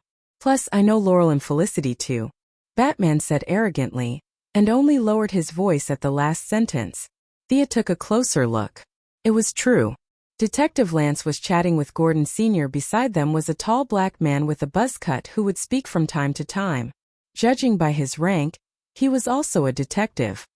"Who's that black man over there?" Thea didn't recognize him, so she turned to ask Batman. Joe West, a serious and responsible detective in Central City, Batman said seriously. Thea understood. Isn't that Barry Allen's father-in-law? Detective Lance has quite a wide circle of friends. Thea left Batman the back of her head and walked to the side because she saw Felicity and Barbara. Hey, how do you feel now that you have a stepfather and a sister? Thea patted Felicity's shoulder jokingly. Felicity's face was hard to tell whether she was happy or sad. Her mouth was half open, and her eyes were not as bright as before. It was obvious that this sudden incident had caught her off guard. She wouldn't object, but she wasn't prepared to agree with both hands. More importantly, she knew Detective Lance and Laurel before, and now that they were suddenly family, the IT heroine didn't know how to react. Thea watched the scene with a smile. Felicity didn't know that Sarah Lance was still alive. When they fought Nanderbart, they didn't find any trace of Sarah Lance. She must have been trained by Talia's sister, Nyssa. Felicity was a few months younger than Laurel and 2 years older than Sarah Lance. When the three of them got together, it would be even more lively. Chapter 403. While the three women were chatting and laughing, Sia and Barbara were mainly teasing Felicity. Not long after, Laurel arrived at the scene. Beside her was Thea's other brother, Tommy Merlin. The two of them had trained well in the bloody Gotham. As criminals, the two of them had a stronger presence than Shadow in Star City. As the leader of the Raptor Squad, Barbara naturally had to greet them. However, she stopped after taking 2 steps because she saw Oliver holding Shadow's hand and blocking the two of them. Laurel, Tommy. Oliver didn't know how to feel when he saw his best friend and his former love holding hands. However, he couldn't pretend that he didn't know them. He went up and greeted the two of them affectionately. Oliver. Laurel and Tommy had similar thoughts. They didn't know how to face him. Although the recent news was covered by Thea saving the metropolis, there was still news of Oliver's return from the island. The two of them naturally saw the news, which was why they didn't return to Star City. Longing, guilt, old feelings, friendship, and love were all mixed together. Even they couldn't understand what was going on, let alone outsiders. I heard that your brother is in a relationship with Laurel's sister. How promiscuous. Barbara, who was watching the scene from afar, said to Thea with some dissatisfaction. That's not even close. Thea thought to herself. Felicity from the original Spacetime, and Helena from the Raptor Squad who didn't come today were all in a relationship with Oliver. These women all knew that he loved Laurel, but they all forgave him. What kind of F***king charm was this? Barbara said it was fine, but she didn't expect Thea to scold Oliver with her. Seeing that the atmosphere was too awkward, she quickly pulled Thea and Felicity over to join in the fun. With the addition of the three of them, the atmosphere became much livelier. These 7 people were more or less related to each other. Laurel was also uncomfortable with the idea of reorganizing the family, but she had always been generous and didn't reject Felicity. Felicity was a homebody in private, but she had been the vice president of the Quinn Group for several years, so she had no problem dealing with the situation. With a few jokes, there was a harmonious atmosphere between sisters. Thea, did you see Sarah when you went to Purgatory Island? Oliver pulled Thea out of the crowd and asked softly. Thea's high IQ allowed her to recall what had happened back then in a tenth of a second. She had rescued Sarah and then boarded the Wave Rider. The future Sarah had thrown her to Nessa. In other words, Oliver did not see Sarah on Purgatory Island. He probably did not know that Sarah was still alive. When it came to time travel, the Wave Rider, and a lot of other things, Thea thought about it and told the truth. I did see Sarah, but I ran into a lot of trouble later and got separated from her. If I'm not mistaken, she should still be alive. Can you use those spells to find her? No, I can only find you because of the blood connection. It's hard to find Sarah in a sea of people. I don't learn divination spells. Thea directly rejected Oliver's suggestion. It was not a bad thing for Sarah to have some training. She had stolen her sister's boyfriend when she was young. Thea had only helped her when she had met her sister. She had objected to it when Oliver wanted her to go out of her way to find Sarah. Hi, I didn't mean to eavesdrop on your conversation. Are you looking for someone? I'm a crime scene investigator. Maybe I can help you. Before the siblings finished their words, a very magnetic voice interrupted them. A young man with a sunny face and a tall figure smiled and extended his hand to the two siblings. Barry Allen, Central City Police Station Criminal Investigation Division investigator. The brother and sister shook hands with him and introduced themselves to each other. They could be considered to have met each other. Oliver felt that the young man made him feel very comfortable and liked him a lot. Thea didn't know what to say. Was Joe West unhappy that Star City had been peaceful and stable for the past few years, and that Lance's salary had been raised a lot? Even Barry Allen, who had nothing to do with him, had been brought in to take advantage of him. In fact, Barry Allen was quite troubled. Joe West was kind enough to bring him out to meet his colleagues in the police system. Although they were not in the same city, they were connected, and there was no telling when he would need the help of the police department in the same city. At this time, Barry Allen, who was not the Flash yet, went to the crime scene to meet several senior police officers, especially Old Gordon, who was a big shot in the police field. When he found that he had nothing to do, he happened to see Thea and the other young people chatting, so he wanted to join in the fun. Thea didn't want to get too involved in the matter of the extreme speed, so she said a few words to him and left the conversation to Oliver, who was naturally compatible with him. After a while, Tommy, who felt that he was surrounded by women, also joined in the conversation. The 8 of them, 5 girls and 3 guys, started chatting. "Ollie, is that your sister? The hero who saved Metropolis?" After chatting for a while, Oliver and Barry Allen became very familiar with each other. Barry saw Thea, who was surrounded by the girls. Even though she tried to hide it, her temperament and demeanor still suppressed everyone. She was like the moon in the night sky, calm, reserved, and not to be ignored. Oliver took a sip of wine, his heart full of pride for his sister. "Yeah, I heard that Metropolis has started to cast a bronze statue of her." "That? Are there really aliens? I heard that they suddenly disappeared because of aliens." The entire city of Metropolis had disappeared for a week, and it was impossible to hide it. The American government wasn't that generous, so it was impossible for them to say that they did it. Aliens was their answer to the outside world. Barry had been investigating the cause of his mother's death all these years. That strange red lightning often appeared in his dreams, and he painstakingly searched for the answer, trying to find the truth behind the night of his mother's death. Being an excellent crime scene investigator couldn't help him find the truth, and at that time, Metropolis had suddenly disappeared from the world. During that week, Barry secretly rushed to the old site of Metropolis, which was tightly sealed, just to find the secret behind it. Aliens just right could explain his doubts for more than 10 years, but he only had one question left. Why? Why did they choose him, and not someone else? Oliver pondered for a while in the face of Barry's question. He knew some things about aliens. Thea was in charge of coordinating all the alien matters, and this matter wasn't hidden from her family. There were more than 100,000 aliens, and they wouldn't be confined to a small area forever. After dinner, Sia told her family about the aliens. She picked and chose some of the things she knew about them. At first, Oliver was quite devastated, but Superman could still accept it. After all, there was only one of them. Now that there were more than 100,000 of them, his worldview was indeed greatly impacted. Chapter 404. Barry, I heard from Thea that there are indeed a lot of aliens. They are intelligent beings like us, and they are even survivors like the citizens of the Metropolis. Oliver told him some of the things he knew. He didn't know Barry's intention, so he didn't mention the specific number. The two had just met, so they didn't have much to talk about. Oliver had some reservations, and Barry wouldn't tell him what was on his mind. The two quickly moved on to other topics. Barry's imagination is not small. He can actually associate his mother's matter with aliens. Sia, who has been eavesdropping on their conversation, thought for a moment and threw this matter to the back of her mind. The one who should be worried is Reverse Lightning. It has nothing to do with me. The wedding was very warm. Although there weren't many guests, the atmosphere was very warm.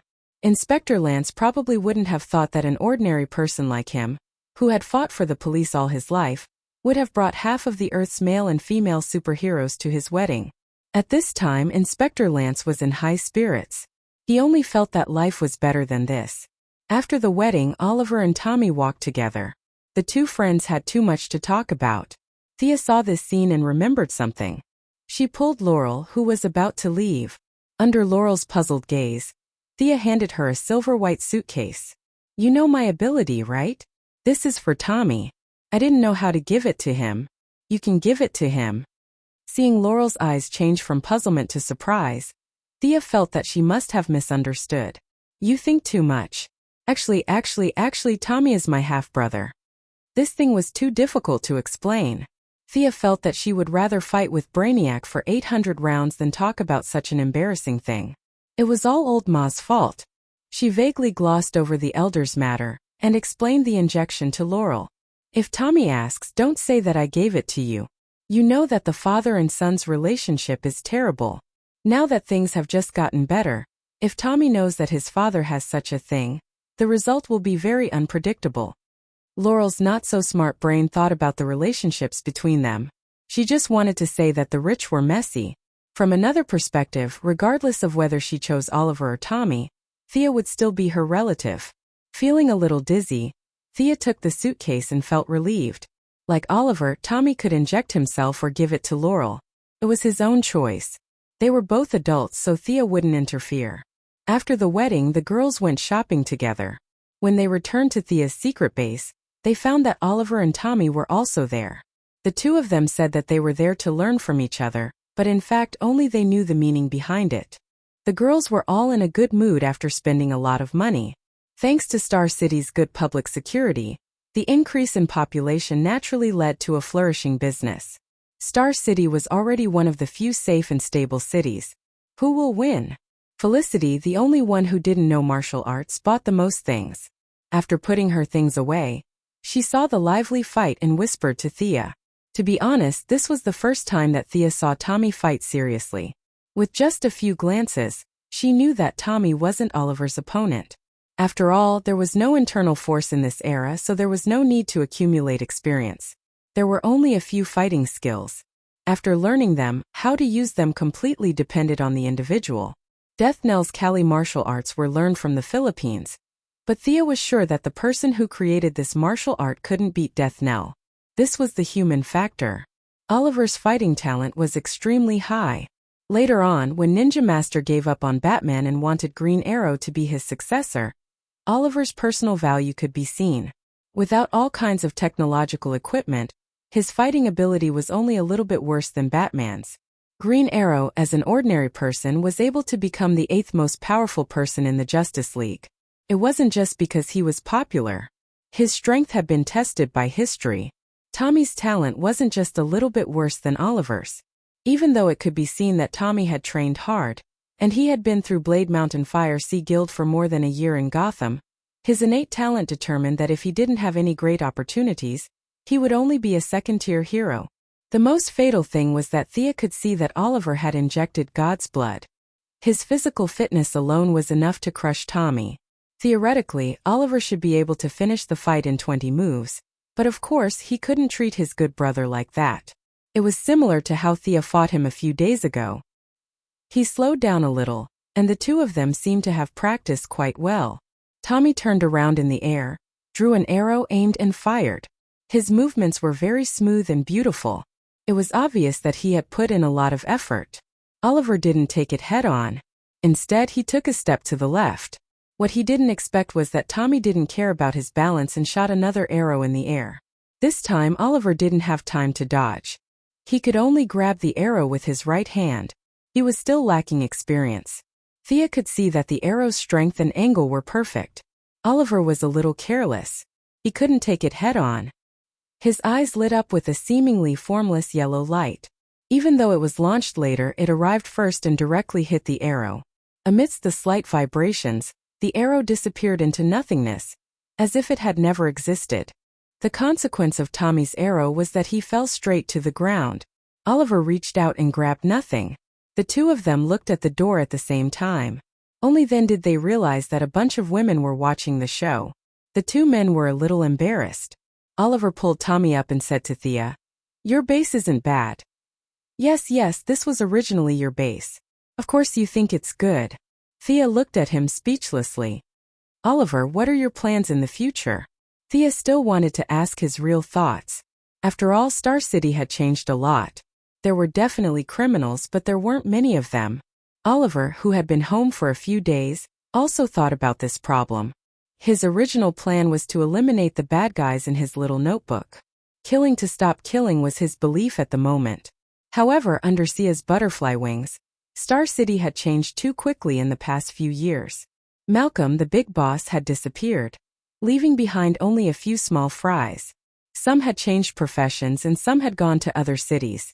It could be said that not even a third of the people in his little account book were left. Moira was in control of the city. Although her influence in the dark wasn't as strong as Malcolm's, she could still deliver messages. On the surface, Detective Lance was cracking down on criminals. In private, Shadow and Felicity were helping. Star City's public security might not be the best in the country, but it was definitely one of the best. Shadow had also warned Oliver not to kill people several times. This made the Green Arrow a little confused. He had nothing to do. Especially on Gotham's side, Barbara had returned to Batman's team, and Laurel and Tommy had returned to Star City.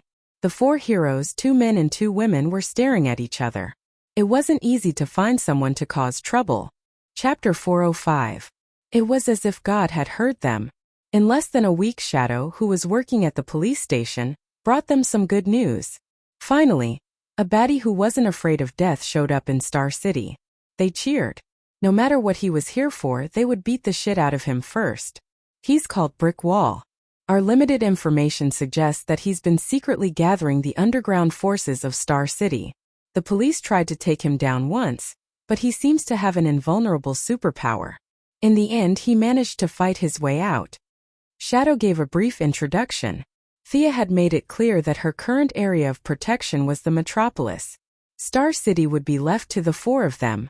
Shadow, Laurel, and Tommy chose Oliver to be the leader of this small team. Oliver didn't know if he wanted to look more compatible with Shadow or if he really liked color, but he still gave himself the codename Green Arrow. Thea, who had mastered a lot of advanced technology, naturally wouldn't let Oliver fight monsters in a green cloak with panda eyes like he did in the first season of Green Arrow. His high-density Kevlar suit was as good as Batsuit, and he painted it all green at his request. His bow was a 150-pound American split hunting bow. He didn't want the high-tech skateboard arrowheads like Shadow's. He saw that Tommy had an arrowhead made by imitating Batman's hook gun, so he made a few of them himself to use on the road. The 4 heroes didn't let Thea join them. They rushed to their target location valiantly. Half an hour later, Thea, come take a look at Tommy. He seems to be poisoned. Oliver hugged his friend and ran into the base, panting. Thea, who was developing a new armor with the body of the cheetah god, rushed out to check. He's poisoned, but you seem to have been shot too. Thea checked Tommy. His lips were purple and his face was pale. The wound under his ribs was bleeding black. It was obviously a gunshot wound. Oliver was shot in the shoulder too. He probably reacted quickly and leaned to the side, so the bullet grazed his shoulder. He just needed to bandage it. Why did Tommy and I get shot at the same time but I'm fine? Oliver asked in confusion. What do you think I injected you with? It's just some poison on the bullets, humph. Thea said without turning her head. Tommy must not have been injected with God's blood, otherwise, he would not be in such a miserable state. Thea gently drew a line in the air with her finger, sending several mysterious runes into Tommy's body. After a while, she cast a spell and took out a light green water ball the size of a fingernail from Tommy's body. She threw it far away. Plant poison? Thea took out a bottle of solvent from her space ring. It was an antidote made by poison ivy that could cure almost all kinds of plant toxins. Now that Tommy's toxins had been removed, it would be a waste to give him such a big bottle. Thea gave him 2 drops. Seeing that his breathing had stabilized, she put him down and let him rest. Heroes? Can someone tell me what happened? After treating Tommy, Shadow and Laurel, who had taken a big detour to bring up the rear, rushed back. They all looked a little pale. Oliver and Laurel were both older than Thea, so they were a little embarrassed. Shadow whispered what had happened to them. In fact, their experience was nothing to write home about. It took them 25 minutes to rush back and forth, and less than 3 minutes to fight a real battle. They were beaten back by their opponents and driven back to their hometown. Brick Wall is that strong? Thea was in disbelief. Brick Wall in the TV series was a clown. He was so cocky every day, asking everyone to shoot him as a test of his endurance. Thea did not think that the new Green Arrow team, which was several times stronger than the original Spacetime series, could be defeated by such a simple-minded guy. We didn't fight Brick Wall, but he did use his body to block my arrows.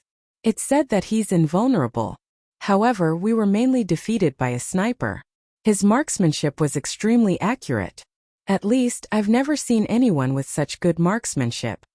As the team leader, Oliver had to express his opinion. Oliver described the sniper's appearance again. Thea knew immediately. His marksmanship was very good. He had a high-tech infrared scope in his right eye. He was wearing a special bulletproof vest and had a silencer on his arm. Wasn't this guy Death Shooter?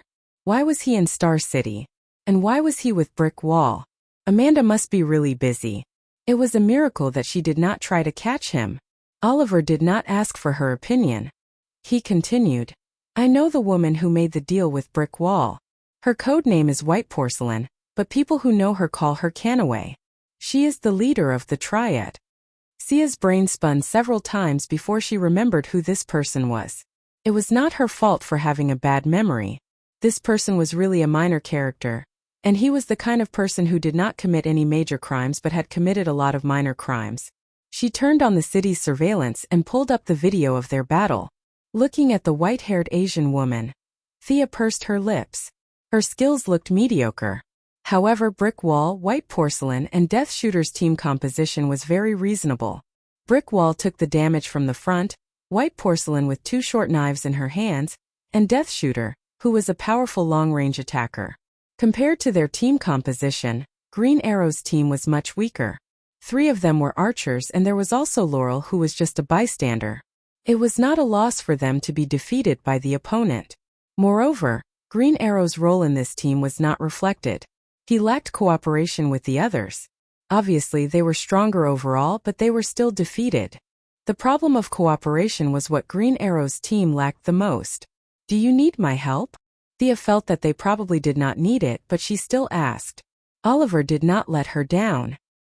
He immediately waved his hand. No need. We can solve it. What a joke. Green Arrow felt that if he was reduced to the point where he had to rely on his sister, he would not be a hero. He should just go back to Purgatory Island and fish with Yao Fei. Thea nodded silently. She did not participate too much in this matter. She watched as the others pulled Tommy, who had just woken up, to the side to practice. She continued to work on her armor. In her eyes, the brick wall was just a paper wall that could be kicked down with a single kick. Judging from his genes, this person should be a little mutated. However, his strong body also came with some side effects. There was something wrong with his brain. Green Arrow could defeat him in a one-on-one fight. There was really no need for her to worry. Her good days did not last long. Trouble came to her the next day. Miss, you may not know me, but Boss Merlin asked me to ask you for help, a middle-aged man with a somewhat valiant temperament said respectfully to her. I know you. I went to your bar to drink. Something happened to Malcolm? Thea narrowed her eyes and stared at the middle-aged man. Chapter 406. The middle-aged man was Malcolm's henchman. He was the owner of the bar Thea went to when she was drunk. He had left Star City with Malcolm a few years ago, and they had never met again. Although she did not know the man's name, Thea knew who he was. Yeah, you really have good eyesight. The middle-aged man reached out and wiped the cold sweat off his forehead. He usually had the courage to fight with more than 10 people alone, but now he was completely defeated by Sia's scrutinizing gaze. He couldn't explain why, but it was fear. What the hell is going on? Malcolm asked as he wandered around the world in confusion. To be honest, Thea was a little worried about him. This world was too complicated. He was almost invincible in Star City, but he was not safe in the outside world. The middle-aged man did not dare to delay and told her everything he knew. Get to the point. Do you understand the point? Sia suppressed her impatience and listened to the middle-aged man talk for 5 minutes about what Malcolm had been through. He talked about how they had cut off the gangsters' fingers to get information, and how they had been chased all over the city by the local gangs. The middle-aged man rambled on for a long time but did not get to the point. We did not find anything important. Our boss did not contact me once every 7 days as we agreed. That's why I came to find you. The middle-aged man got to the point, and Thea breathed a sigh of relief. Malcolm's henchman was loyal, but his ability was not. You know about my relationship with your boss, right? Yes, you are father and daughter. That makes things easier. Do you know who Malcolm was in contact with in the end? The middle-aged man thought for a moment. I think he was looking for the leader of a brotherhood? Thea was speechless. There were many brotherhood groups in America, such as the Defias Brotherhood in the game and the Mutant Brotherhood in Marvel Next Door. The big ones could turn the world upside down, and the small ones were just a group of otakus. The Haitian Brotherhood. It's in a small bar in New York. The middle-aged man finally gave Thea a specific target. The Haitian Brotherhood? Is that where Midnight Daddy lives? Thea asked in confusion. Young Mrs. Wise. That's right, this is the place. The middle-aged man flattered. Father Midnight was a famous voodoo sorcerer in the dark world. He was both friend and foe to Constantine. He was not a good person, but he was not a bad person either. He was more like an information broker in the magic world. Thea had also spent a lot of effort to investigate the current mages, such as the infamous Constantine, Zatanna, the Grand Mages and Grand Alchemists of the Cold Flame Church, and naturally this included Father Midnight. She had investigated them one by one. It had to be said that this was the end of the magic era. The glory of magic was far away, and technological products were everywhere. The amount of magic in the natural environment was extremely low, and magic had been reduced to an awkward state similar to martial arts. You don't need to accumulate, or rather you can't accumulate at all. As long as you know the incantation, it's fine. Your spells aren't that powerful, and mine aren't that powerful either. There were powerful spells in the books, but not many people had the magic power to cast them. The most obvious example was Constantine. He drank, gambled, and smoked marijuana every day. He had never seriously meditated, but his spells were comparable to those of the Grand Mages of the Cold Flame Church. He was smart and quick-witted, but the other side was not much stronger than him.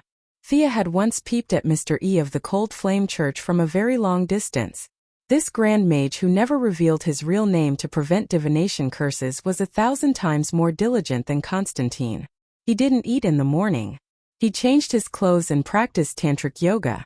At noon, he practiced a kind of astral vision from the ancient Indian Sakti sect. At night, he even practiced the Taoist 3 flowers at once acupoint and 5 chi circulation. He practiced everything that was related to meditation. When Thea saw this scene, she burst out laughing.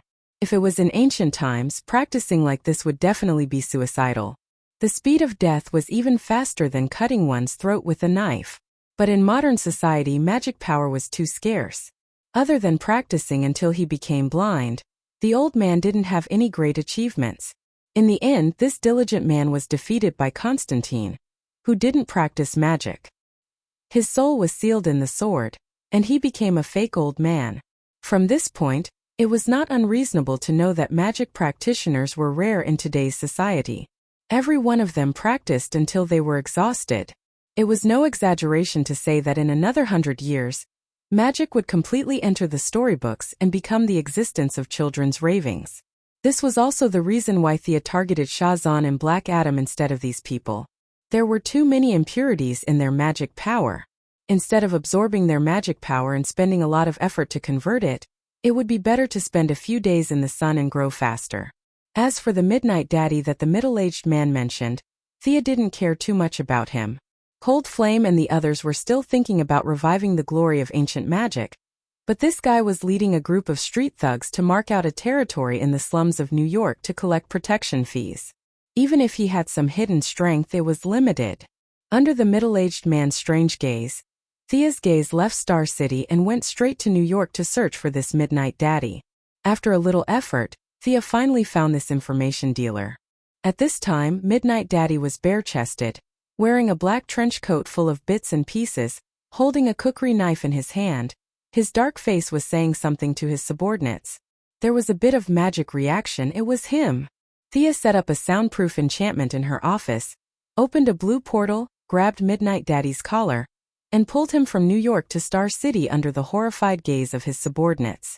Now that Thea's magic power had greatly increased, compared to the day when she rescued the former Minister of National Defense, her skills were also much more delicate. She no longer had the feeling of wanting to die after just one teleportation. Midnight Daddy's face suddenly changed. Although his face was extremely ugly, he still struggled to get up and waved his kukri knife fiercely, guarding against the enemy's attack. Unfortunately, he waved for a long time, but the two people in the room didn't show any reaction.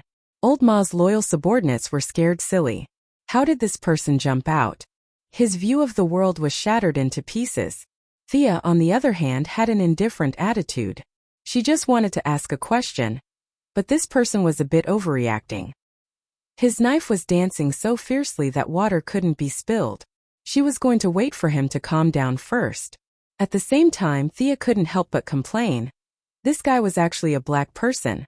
She had been in contact with too many black people. Midnight Daddy's wrists were sore from dancing, but the enemy didn't attack.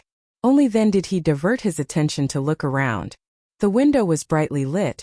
This was obviously a spacious office, and looking at the buildings outside the window, the floors were not low.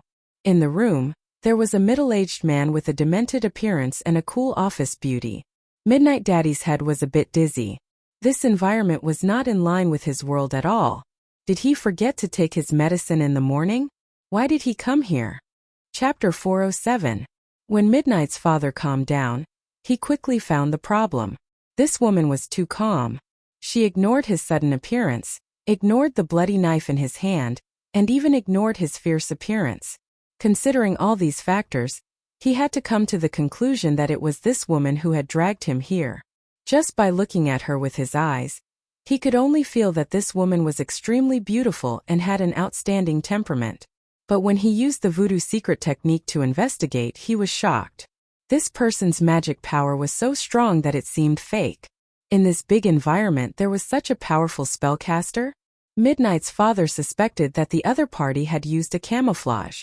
It was no wonder that he couldn't see through her. It was just like how humans couldn't see through gods.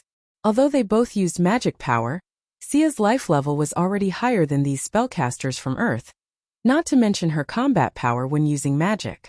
The transformation of divine power made her not leak a trace of magic power, and these spellcasters had mortal bodies. From the energy reaction, they were all like moving torches. Thin skin and big fillings, one shot to take them down. Today, Constantine despised this person who picked up the ring and mocked that person who took the cloak. In fact, he was envious in his heart. Otherwise, he wouldn't have taken Shazan's magic power. Who are you? Tell me the truth. Midnight's father felt uncomfortable when Thea looked at him as if he cherished animals. He took out a small piece of dried human jawbone from his jacket pocket and made a sound like some kind of reptile's scream, trying to influence Thea's will. Thea scornfully sneered. She brainwashed this and hinted at that every day. She didn't expect that one day someone would come to brainwash her. Look into my eyes, you demon bastard of God knows how many generations. This guy had some demon blood in him, but it was very thin. Thea didn't want to talk nonsense with him. She asked directly and threw him back. The Eye of Horus didn't add energy, but it was a complete emotional impact. The pale yellow eyes directly met Midnight's nervous eyes. The voodoo immediately lost its effect. Even a mixed demon could not withstand the strong emotional impact. No one was immune to fear. A large number of scenes that only appeared in nightmares surged into his heart. Father Midnight's willpower was quickly disintegrating. Just as Thea was about to ask, the trembling Midnight Papa took out a small charcoal figurine from his shirt. It was a simple action, but it took him half a minute to complete. Thea could have stopped him, but in order to see the magic of voodoo, she did not take any further action. Midnight wanted to crush the statue, but his entire body was trembling like a sieve. His hands had no strength at all. The veins on his forehead were bulging, and his white teeth were clenched so tightly that they made cracking sounds. His two hands gripped the statue tightly, and he had to use all his strength to break the statue. A light green breeze that mortals couldn't see swirled around his body. Sweating profusely, he finally escaped from the nightmare. However, due to the intense physical exhaustion, he couldn't stand up for a while. Good move. Thea's eyes lit up a little. The other party didn't eliminate it, nor did he resist it. Instead, it seemed like he had transferred his emotional energy away. Thinking of the many ways that voodoo and shamans had in common, Thea's mental impact was most likely transferred to places like the ancestral mausoleum. Others were deceiving their fathers, but this guy was deceiving his ancestors. Why are you looking for me? Midnight Papa was completely honest, especially after he used his trump card. He found that Thea was sitting on the high chair calmly. Her white jade-like fingers were still twirling the pen. She didn't take him seriously at all. If it was any other time, he would have already called for his underlings to draw their swords and kill him. But now he couldn't see through Thea's depth. He wasn't a brave and fearless person. He had already decided that no matter what, he would bow his head and admit defeat. I'd like to ask you something. Have you seen a man named Malcolm Merlin in the past few days? Thea's attitude was very good. It could even be said that she was calm, just like how she expressed sympathy for the disaster victims in the metropolis.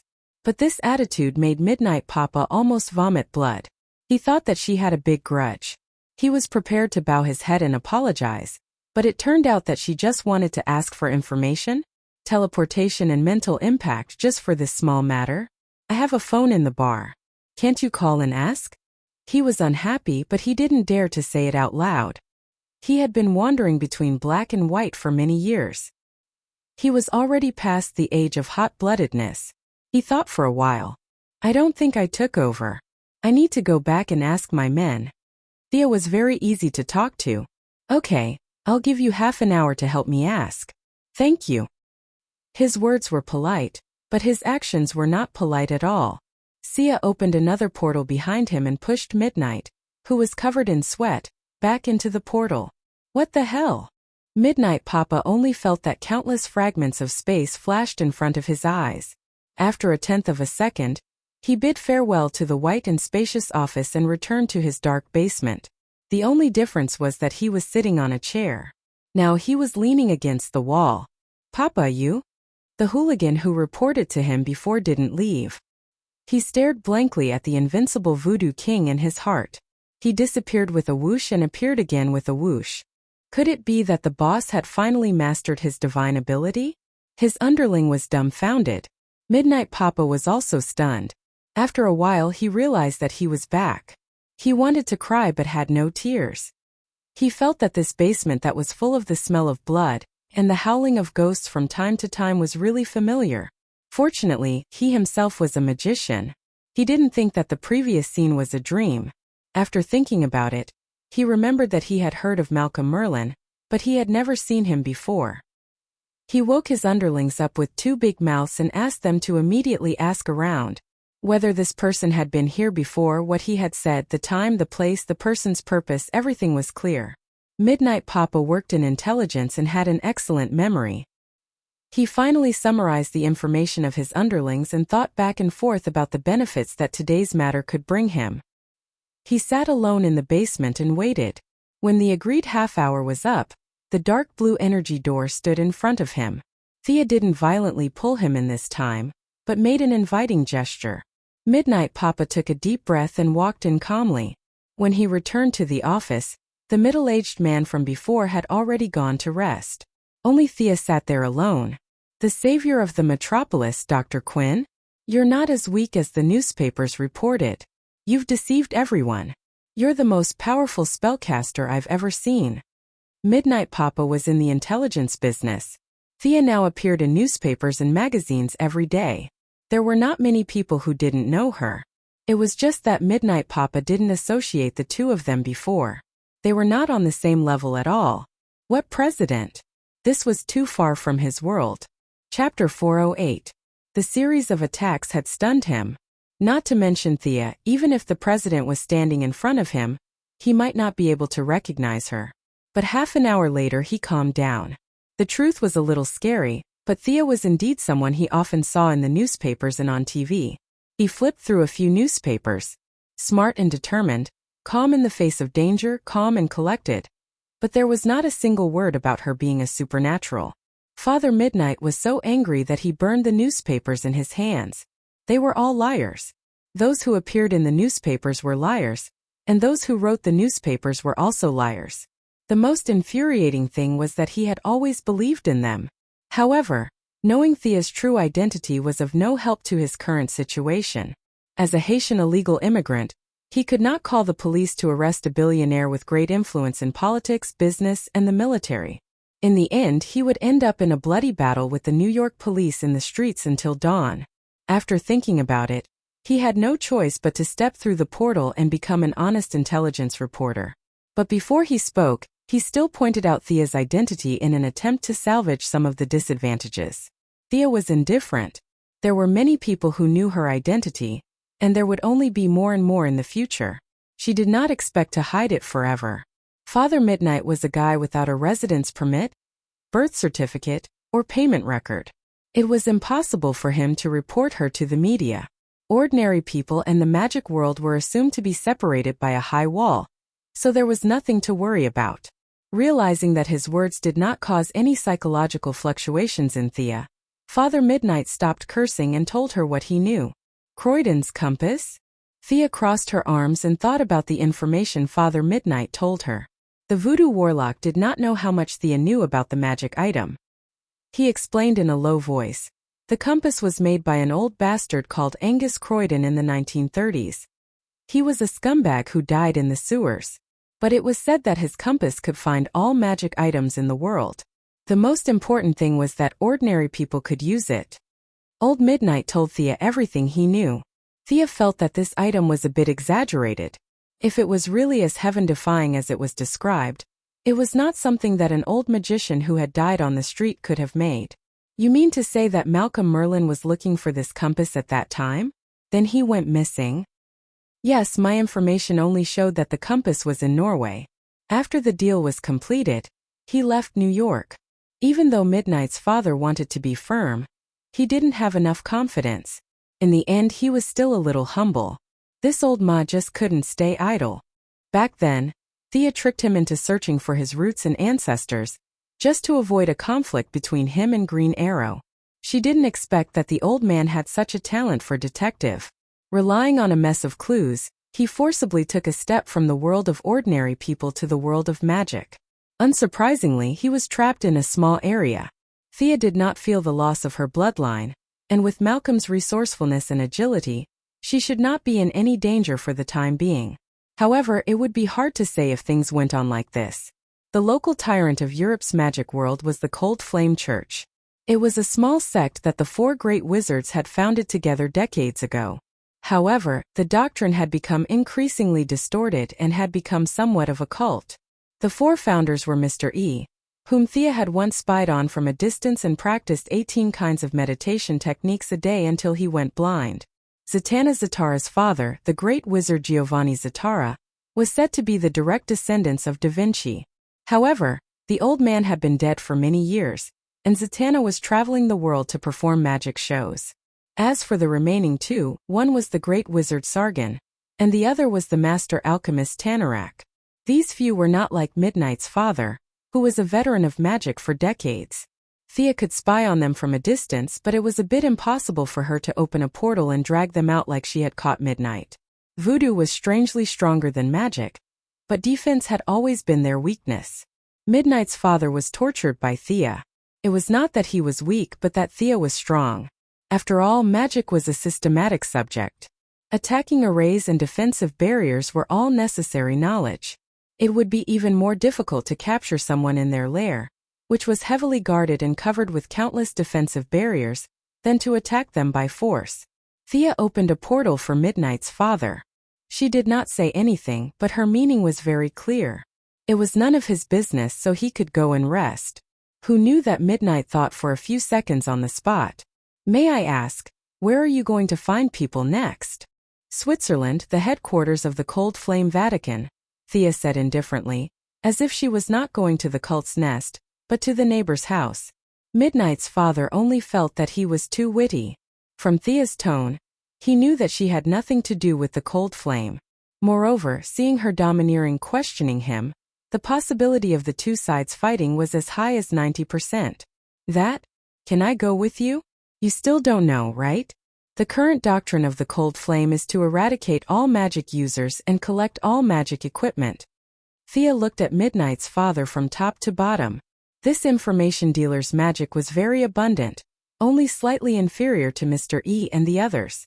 According to Thea's own comparison, his magic level was slightly inferior to her before she absorbed the talisman of Isis. Although he had practiced for many years, if converted to the ancient times where magic was abundant, it was the level of an ordinary mage who meditated for 10 years. The only drawback was that there were too many impurities in his magic. Every time he used his magic, it would cause a burden on his body. After a long time, it was not rare to directly die while practicing. This was reflected in his lack of stamina in battle. He had to rest after using 2 big moves. If he did not rest, the magic in his body would cause him to faint from the pain. Midnight's father was a little anxious as he waited for a reply. Unexpectedly, Thea changed the topic and asked him another question. Are you willing to be my subordinate? Your body is full of hidden dangers. I can help you, and I can even help you improve further. Thea felt that this guy was a magic user. Together with Death Knell, it would not be too difficult for the two of them to control the Dark World's intelligence network. It was similar to how she dealt with Death Knell. She threw out a fake yellow ring and Midnight's father subconsciously caught it. 2 days later, I will lead a team to Switzerland. You can consider it. Wear the ring and you can talk. Of course, if you refuse, the ring will fly back to me. Thea finished speaking and threw him into the teleportation door with the magician's hand. 2 days? Sitting alone in the basement, Midnight's father quietly looked at the ring in his hand. Needless to say, this ring was not easy to wear. There were too many ways to control others in witchcraft. If he put himself in someone else's shoes, he felt that the price would not be small. The desire for power and the importance of his life made him hesitate. Should he choose to ignore Thea and continue to live, or should he take a gamble? Midnight's father did not make up his mind until dawn. Chapter 409. Thea sent the guest away and immediately summoned Death Knell and Poison Ivy. She asked them to take 300 mercenaries to Switzerland, where the headquarters of the Cold Flame Church was located deep in the Alps. Contact with the Sky Eye Society was becoming more frequent. All kinds of black technology equipment were secretly taken out in the name of the committee. That's right. Thea was cautious and prepared for both sides. The other side was reasonable and would answer all her questions. The probability of this happening was very small. The rest was to beat the other side into submission. If the other side had any resentment, she would directly kill them. A group of cultists, no matter how she looked at it, would not help the future of the Earth at all. If the other side lacked magic and attack power, she would directly crush them. If the magic was strange and secretive, she would use black technology to force them. When it was close to the end of the day, the assistant reported to her. A Mr. Barry Allen wants to see you. Thea did not know that Oliver had told Barry a lot about her. She just felt surprised that he would come to see her for no reason. Let him in. 3 minutes later, Barry Allen, who was a bit familiar with Thea, greeted her. She had to admit that this man was really charming. It was not his appearance that was charming, but his temperament was very outstanding. Thea had seen a lot of superheroes, and Barry's temperament was like a big boy with sunshine. Different from the Sunshine Superman, Superman had a kind of radiant temperament. According to Luther's words, Superman was like God walking on Earth. You would not think that he would eat, sleep, chat, or do other mundane things. You could only feel his tolerance of all things. Barry was much more amiable than Superman. The two of them chatted casually for a while, and their relationship was greatly improved. I heard from Ollie that you are in charge of the alien project. Is it true? Are there really aliens in the world? Barry felt that they were almost done chatting and finally got to his topic. Thea was a little surprised. She did not expect that he was thinking about aliens. What if he was hot-blooded and drove an alien spaceship to the universe to find the murderer of his mother? Would she still want this timeline? She had to dispel his idea. Thea did not want to face hundreds of lightning bolts in the cracks of time. Thea turned her office computer 180 degrees. These are the 7 alien races that have landed on Earth. I can't tell you where they are. Their body composition, blood concentration, living habits, we've done a rough calculation. I can show it to you. Barry Allen took over the laptop. He didn't even bother to express his gratitude as he looked at it carefully. Although he wasn't as good as Batman and Luther, he had a lot of knowledge, and it didn't look like he was struggling with the data. The more he looked, the more he frowned. Barry felt that these aliens were too weak. Judging from the data, some of the aliens were not even as strong as the humans on Earth. This was too different from what he had imagined before coming here. where they could fly and burrow into the ground. Dr. Quinn, do you think there might be an alien that has transcended the constraints of the body and moved around like lightning? Thea waved her hand casually. You and my brother are friends. Just call me Thea. As for your question, I can only say that it's impossible. The body is the foundation. No matter how small a creature is, even if it's a microorganism, it has a form. We live in a material world. This is the conclusion drawn by countless generations of human scientists. Please don't blaspheme it. Looking at Thea's serious face, Barry, who was also a scientific researcher, was in awe. This was the real demeanor of a scholar. For a moment he felt that he was a bit stubborn. In fact, Thea secretly criticized herself. As a magic user, she pretended to be a scientist and talked about the great power of modern science. She was also helpless. The power of speed itself was against the rules of physics. Not to mention herself, even Newton couldn't explain it clearly. As for the lightning you mentioned, it's even against the laws of physics. As fast as lightning, it's just an adjective. It's too fast. Air friction alone can't solve the problem. So the situation you said is not caused by aliens. You have to be confident. Aliens are not stronger than us. Now, if the aliens on Earth don't have our help, none of them will survive. Don't believe the nonsense in those movies. Subconsciously, you automatically put the aliens in a very strong place. This is not right. In order to dispel Barry Allen's idea, Thea belittled the aliens. In her words, the hundreds of thousands of aliens were no different from Syrian refugees. If they were happy, they would be given something to eat. If they were unhappy, they would go up and kick them. Barry was a little confused. Were aliens so bad?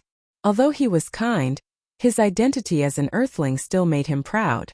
When he heard Thea's speech advocating the invincibility of Earthlings, he didn't feel any disgust. Feeling that the doubts in his heart had been solved, he directly said goodbye and left. After pretending to be a believer of the Church of Science for half a day and fooling Barry Allen, Thea began to busy herself with other things. She didn't know how many days the trip to Europe would take. The affairs of the committee could be handled at any time. The heroes here in Star City still needed her to make some preparations. Each of them was given a portable energy defense ring. When it was activated, it could withstand the attack of an M4A1 magazine or 3 rifle grenades. Tommy returned from being poisoned and learned his lesson. Although he didn't know where the God's blood and gene optimization fluid came from, he still started to inject them. She was afraid that they would be seriously injured and she wouldn't be able to treat them in time. She also prepared a healing arrow for each of them. The arrow barrel contained a large amount of nutrients and a small amount of adrenaline. Even if they were poisoned or seriously injured, no matter what, they would still be able to run back on their own. 2 days later, Thea activated the advanced invisibility spell on Merlin's sword, and went to Switzerland alone to meet up with Death Knell and the others. In the end, Midnight Daddy couldn't resist the temptation of power, and put on the replica light ring. The emotional energy helped him to clear the excess magic impurities in his body. It seemed that the total amount of magic was reduced by 1/3. In fact, the magic application was more flexible and varied. Many witchcraft that required skills in the past could now be performed. It could be said that his strength had increased by a lot. Not bad. How are the preparations of our people? Thea looked at Midnight Daddy and nodded to express her approval. She then turned to ask Death Knell. Death Knell was the best at killing and arson in other people's homes. After many years of being a mercenary, he had heard a little about the Cold Flame Vatican. In his opinion, these people who played with magic were nothing much. Moreover, he had brought along elite soldiers with the best weapons in the world. Death Knell's expression couldn't be seen through the red and black mask, but his voice was filled with killing intent. Everything is ready. We can set off at any time. Good. Let's go. Remember, we are here to ask questions. Pay attention to your etiquette. Thea pulled Poison Ivy and Midnight Daddy into her invisibility spell. She looked at the 300 soldiers armed to the teeth outside the tent. There were 5 sets of exoskeleton armor and 2 M270 multi-barrel rocket launchers. Chapter 410. Thea's subordinates didn't really believe her so-called etiquette. Death Knell snorted, Poison Ivy chuckled, and Father Midnight thought of his own experience and looked at the valley in the distance with his hands clasped behind his back. Under the cover of the night, the group walked very quietly. The multi-barreled rocket launchers were left at the campsite. Its attack range was enough to hit the cultists. Thea didn't want the normal mercenaries to know of her existence, so the scene was completely under Death Knell's command. She made it clear that they were going to exterminate the cultists. The mercenaries didn't reject this mission. They could kill the good guys and beat the bad guys as long as they paid. The people of the Cold Flame Church might be good at magic, but when it came to building their base, they weren't even considered amateurs. Plus, they were used to being arrogant.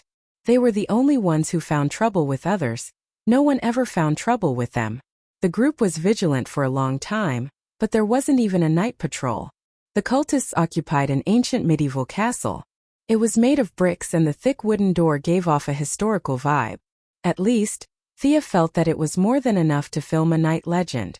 Go knock on the door. Death Knell finally remembered Thea's order to pay attention to etiquette. He pointed at one of his subordinates and said in a low voice. The subordinate was a little confused. Usually in such a situation, didn't they throw a grenade and then kick open the door and kill their way in? Now that they were fully armed, they had to knock on someone's door? Although he was puzzled, the subordinate didn't dare to disobey Death Knell's order. He went up awkwardly and knocked on the wooden door of the ancient castle. Thea looked at the scene of her men nervously aiming their rifles at the door and almost laughed out loud. If the people inside shouted, "Who is it?" and the people outside said, "Send warmth," it would be even more heartwarming. Unfortunately, the people inside seemed to be dead. The mercenaries knocked on the door for 2 minutes but no one made a sound. Others couldn't see Thea, but they could still see her with their imitation light rings. Death Knell gave Thea a look. What should they do next? Activate our Italian cannon, no M270 multi-barreled rocket launchers. Fire 2 shots first. Thea said through the light rings. They looked at her blankly. Was this what you meant by etiquette? Death Knell nodded silently. There was no such word as fear in his dictionary. He gestured for his men to leave before taking out his walkie-talkie and ordering the M270 at the rear to blast open the door with 2 shots. Whoosh! Whoosh! 2 M26A1 long-range rocket launchers, leaving behind a trail of red flames, directly hit the wooden door. When the rocket was only 2 centimeters away from the wooden door, a metallic copper light flashed, and the rocket was directly blocked. The violent explosion made the copper light flash desperately. When the smoke dissipated, everyone found that the door was intact, as if the 2 rockets had never appeared. The magic defense here was quite intelligent. Thea's interest was piqued. Knocking on doors wasn't affected, but when the energy reached a certain level, it would activate defensive magic. She had to admit that the original designer was a genius. However, it was impossible to stop Thea with just these 2 moves. Did you see that? The metallic luster on the door has dimmed significantly. Continue attacking. Thea ordered Death Knell. The M270 carried 12 rockets. Death Knell continued to order the rear to fire. At the same time, the mercenaries who carried anti-tank missiles also ordered them to fire freely. They didn't need to be restricted to the door. The opponent's defense barrier was a hole, so they could hit anywhere. In an instant, all kinds of rockets, missiles, grenades, and incendiary bombs were launched. The Cold Flame Vatican's defense barrier was indeed extraordinary. It could even be called an outstanding piece of art. However, the masters focused their attention on the spellcasters and ignored the crystallization of human technology. If Thea were to attack their barrier by herself, she would need to spend a lot of time to identify the magic array, analyze and crack it. Even with the help of the Eye of Horus, she would need half a day to tear open a hole in the barrier. However, now that she was leading a large army, there was no need for her to waste her time. Those missiles and rockets were only a few $100,000 USD. She spent millions a day researching power armor, so this amount of money was nothing. The ultimate masterpiece of human magic, the last piece of technology, the almost impenetrable enchantment, was finally broken by a group of soldiers. The heavy wooden door was blown to pieces. Death Knell held a grenade launcher in his left hand and a long sword in his right. He was the first to walk in. The group walked through a corridor that was not too long and came to the front yard. The night was here, and the low trees around were blown by the breeze. There was a murderous aura in the dark, and they could faintly hear the sounds of fighting coming from the building. What was going on? Everyone looked at each other in confusion. They had just come in. Was there another group of passionate guests inside? Regardless of whether there was a fight or a dance party inside, it had nothing to do with Thea. She was here to get information. She signaled everyone to continue walking. With a click sound, the floor in the middle of the front yard quickly flipped up. Under the twisting of the mechanism, a white jade statue of a middle-aged man as tall as a person slowly rose up. The statue was wearing a top hat and a suit. He held a cane in his left hand, and his right arm was stretched out at shoulder level. His 5 fingers were spread open, and he faced everyone from afar. Isufer. The voice of the statue sounded hollow and powerless, as if it were coming from somewhere underground. Although the voice was weak, the effect was surprisingly good. Many of the mercenaries took more than 10 steps back, and some even walked to the door in one breath. The originally neat formation was suddenly messed up. Death Knell and Midnight's father each took a step back. One of them relied on his willpower, while the other relied on magic to stabilize their bodies. Unknown vines crawled out from Poison Ivy's feet and firmly held onto her ankle. She did not take a step back. Thea also felt the unknown energy affecting her judgment. But now that her magic willpower had reached an extremely high level, she was able to break free from the magic's influence with a little effort. Irony magic. Thea could not help but look at the statue. If she was not wrong, this should be Zatanna's father. She did not know what method he used, but he actually left a trace of his mental strength and a small amount of magic in the statue, which was used to defend against all non-members of the Vatican. This spell was really ingenious. Magic was actually the power of language at the beginning. The father and daughter's irony magic had developed this subject to the extreme, and they had also created a new interpretation of it. With the help of magic, the impossible became possible, and the illusory became reality. This was the magical version of using 4 tails to achieve 1,000 caddies. A talent born 1,000 years later, Thea sighed. This guy lived in the Middle Ages, an era when the natural environment was still filled with magic. His achievements might not be lower than Merlin's. She did not know if Zatanna's father had developed the irony magic himself. She only remembered that Constantine and Nightmare Nurse could also use a few sentences. Judging from this, it should not be a bloodline magic. The old man should have some notes in the Vatican, right? After she finished her questioning, should she ask for the notes for reference? Chapter 4:11. The matter of reference could be done later. A group of people being forced to retreat by a statue was not something to be proud of.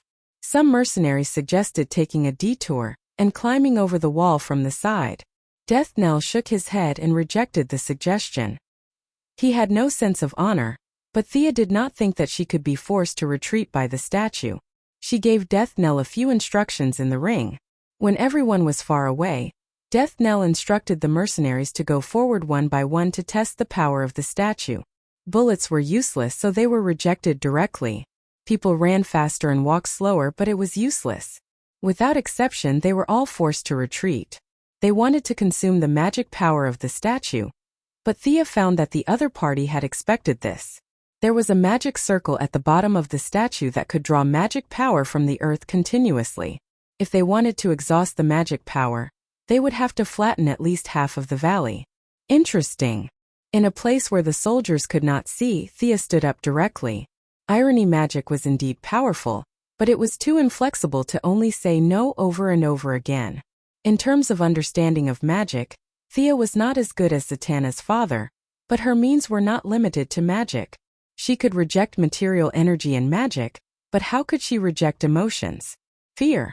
A large amount of emotional energy shot out from Thea's eyes.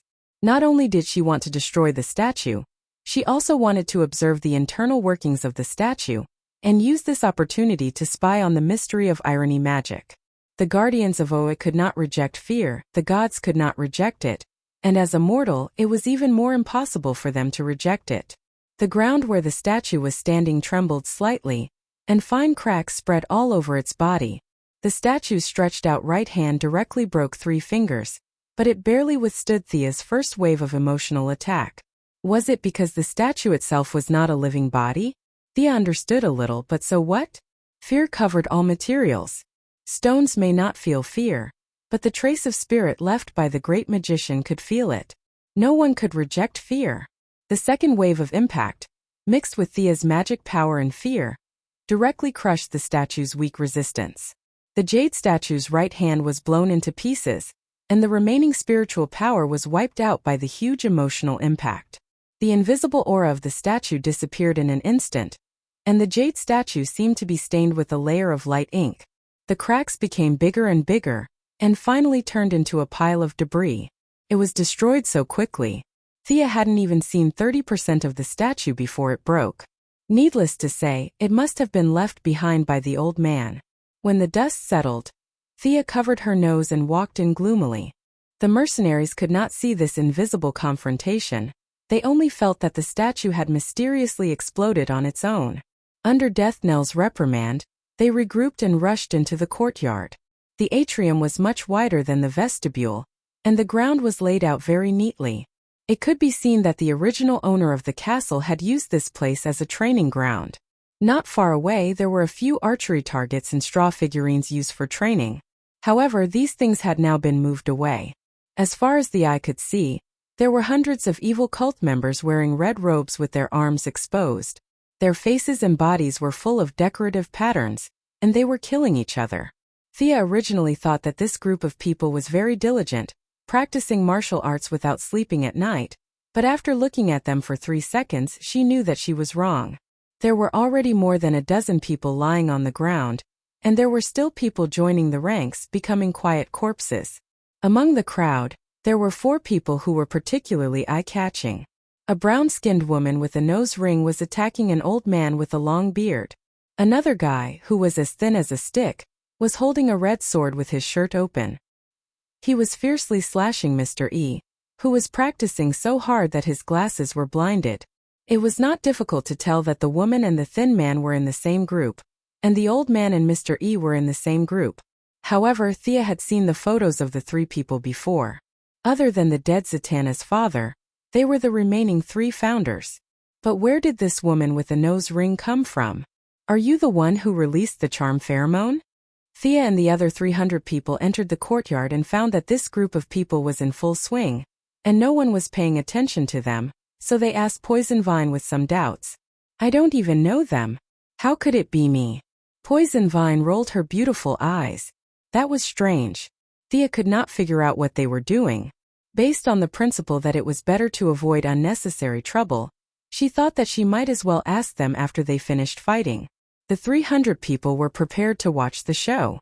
It was a good plan, but unfortunately, although the other party was a cult member who had lost their minds, they were not blind. The people holding the machetes could not help but be attracted to them.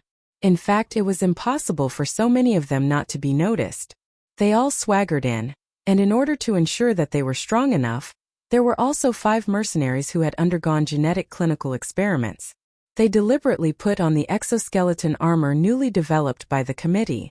Excluding Thea, Batman, and Luther who had cheats, the exoskeleton armor was the latest equipment developed by human scientists, which incorporated alien technology.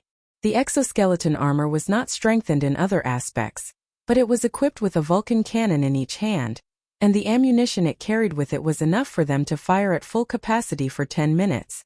The committee made a total of 10 sets, and now Thea brought 5 of them to the cult's lair under the pretext of testing their performance. The 5 sets of exoskeleton armor were extremely heavy, and when they walked on the ground they made a dong-dong sound. There were many torches in the atrium, and the light from the fire reflected on the black metal creation, making it even more breathtaking. The cult members slowly quieted down and stood on 2 sides. Those who were not clear-headed stood in front, gritting their teeth, and those who had some intelligence hid behind the human wall. The 4 people in the center of the battle were relatively clear-headed. They looked at each other, and there was only one meaning in their eyes. Are these the reinforcements you found? However, they found that their eyes were full of confusion, which confused the 4. An old man with a long beard and a white headscarf, dressed like an Indian, was seriously injured. His purple eyes flashed as he tried to find an opportunity to escape. Mr. E, who was blind, knew the truth better because his astral vision allowed him to see Thea and the other 2 in a high-level state of invisibility. He was a little afraid of Midnight's ink-black magic power, but he felt that he could win with a little effort. Poison Ivy was a mass of green energy under his Astral vision. There was no circulation in her body and no blood flow. Was she a human? Was she some kind of summoned creature? Such a strange life form made him a little uncertain. As for Thea, who was in the middle, she was a living source of magic power in his eyes, a bottomless well. She looked calm on the surface, but when she was angry, no one could withstand it. Such a powerful force made Mr. E a little confused. Although he could feel Thea's breathing and heartbeat, he felt that she was not human. Was she an angel from the upper world? The blind old man, Mr. E, automatically stood at the end. He was ready to let a few of his former companions test the strength of this group of people. Chapter 4:12. Both of them stepped back for their own reasons. The woman with the nose ring and the tall and thin man looked at each other. The tall and thin man also stepped back quietly and signaled the woman with the nose ring to go forward and ask the question. What are you here for? The girl didn't know what the old men were afraid of. She stood out fearlessly and questioned them sternly. She seemed to be the leader, Death Knell. TSK. Thea took a few glances. This guy was definitely a non-mainstream. His skin was as rough as sandpaper. His nose piercing, eyebrow piercing, and lip piercing were all over his body. There were even more shiny accessories on his body that jingled as he walked. His clothes were either torn during the fight or they were originally like that. They hung on his body in tatters. His brown skin gave off a vicious aura under the firelight. We are here to ask for information. There is a person called. Death Knell was interrupted by the nose-pierced girl before he could finish his sentence. You came here to look for someone? Haha. She laughed heartily, and the cultists who supported her around her all grinned as well. We only have dead people here. The nose-pierced girl didn't feel any magic from Death Knell. This person was like an ant to her. She mocked him without restraint. Death Knell had been in the underworld for many years and had seen all kinds of weirdos. He wasn't angry. He glanced at Thea from the corner of his eyes. What should he do next? Thea was unhappy. This guy looked like a hippopotamus and his strength was weak. Furthermore, he was so non-mainstream. There was nothing to say. Let's beat him up. Tuk-tuk. Continuous sounds were heard. 5 exoskeletons and 10 Vulcan cannons fired at the same time. The metal bullets were denser than raindrops as they rained down on the enemy's head. The girl felt a chill down her spine. She waved her hand and a cloud of smoke appeared. The mercenaries thought that she was the leader, and were worried that Death Knell would want her alive. Hence, they didn't focus their fire on her. In addition, she ran fast. The nose-pierced girl paid the price of losing one of her ears to keep her life. She had magic, so she managed to escape. Those brainwashed cultists didn't have the ability to do so.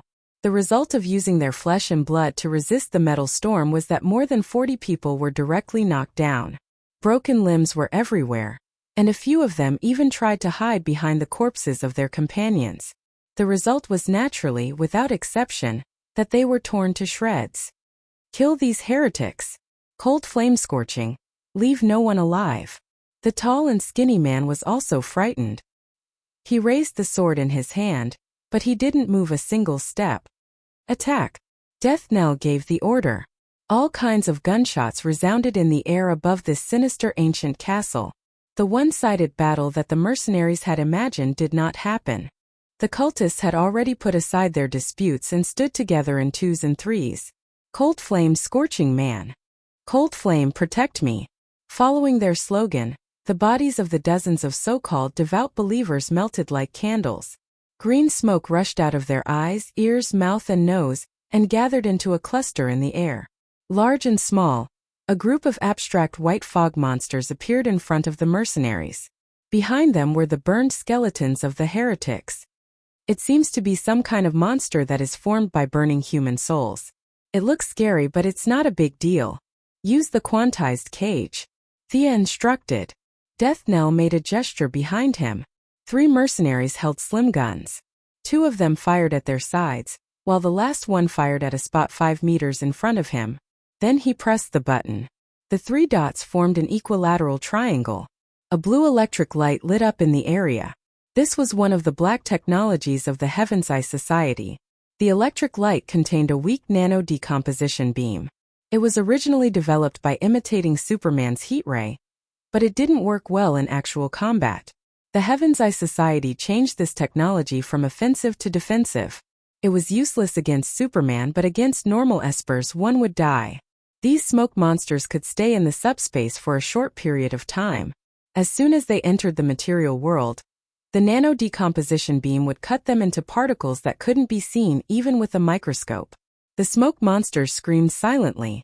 If their bodies were damaged, they would have to enter the subspace to rest. When they came out, their bodies would be damaged again. Under this endless cycle, a few smoke monsters were directly vaporized. The remaining larger ones chose to fuse. They formed a three-headed, six-legged monster that tried to break out of the quantum cage. The mercenaries held their guns and fought with the remaining cultists who held machetes. The few from the Cold Flame Church wouldn't just stand there and watch. The tall and skinny one with a long sword was the great alchemist Tanarak. He took out a golden stone from his pocket and threw it at a corner of the quantum cage. Countless strong acids corroded the area. One of the triangulation trackers was directly vaporized. Without a stable source of energy, the quantum cage flickered twice. The blue electric light unwillingly dissipated in the air. The government's lackey. "Show me what else you have," Tanarak shouted. It wasn't his fault. Death Knell had prepared good equipment for his subordinates. More than 300 people were fully armed, equipped with black technology and exoskeletons.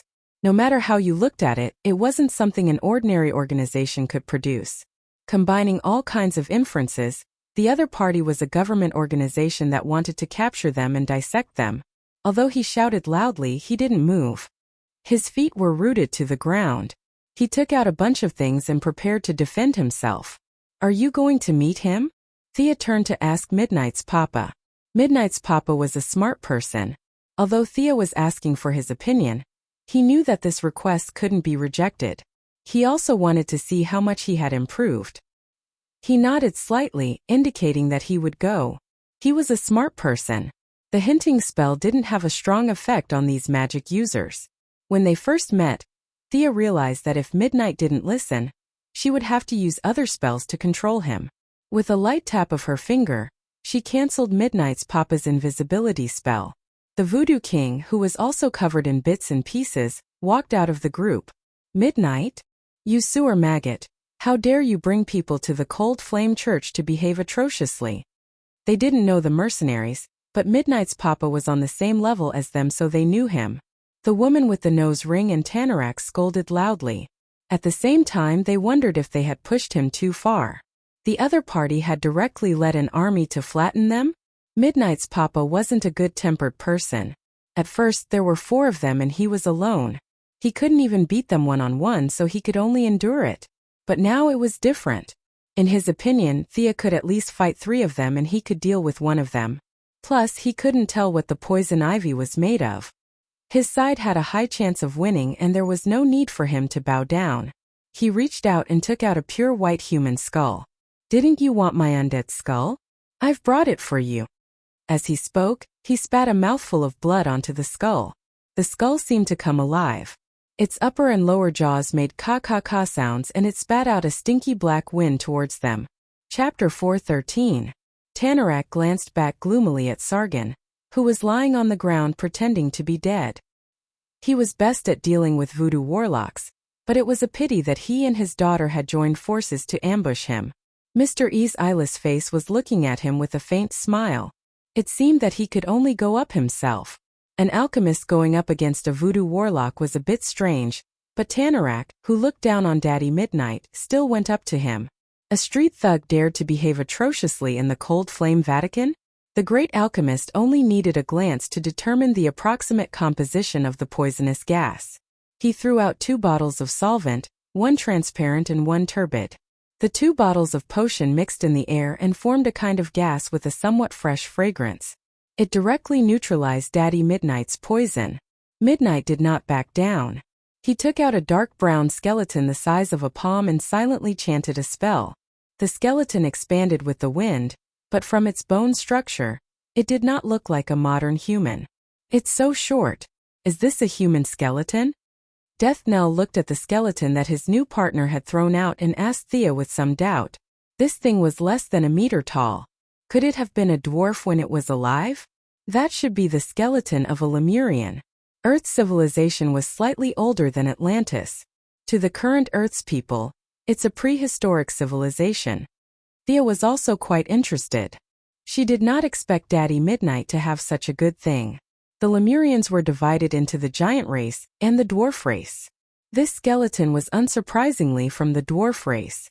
It was a natural-born psionic ability user. However, one special ability was directly linked to one's bloodline.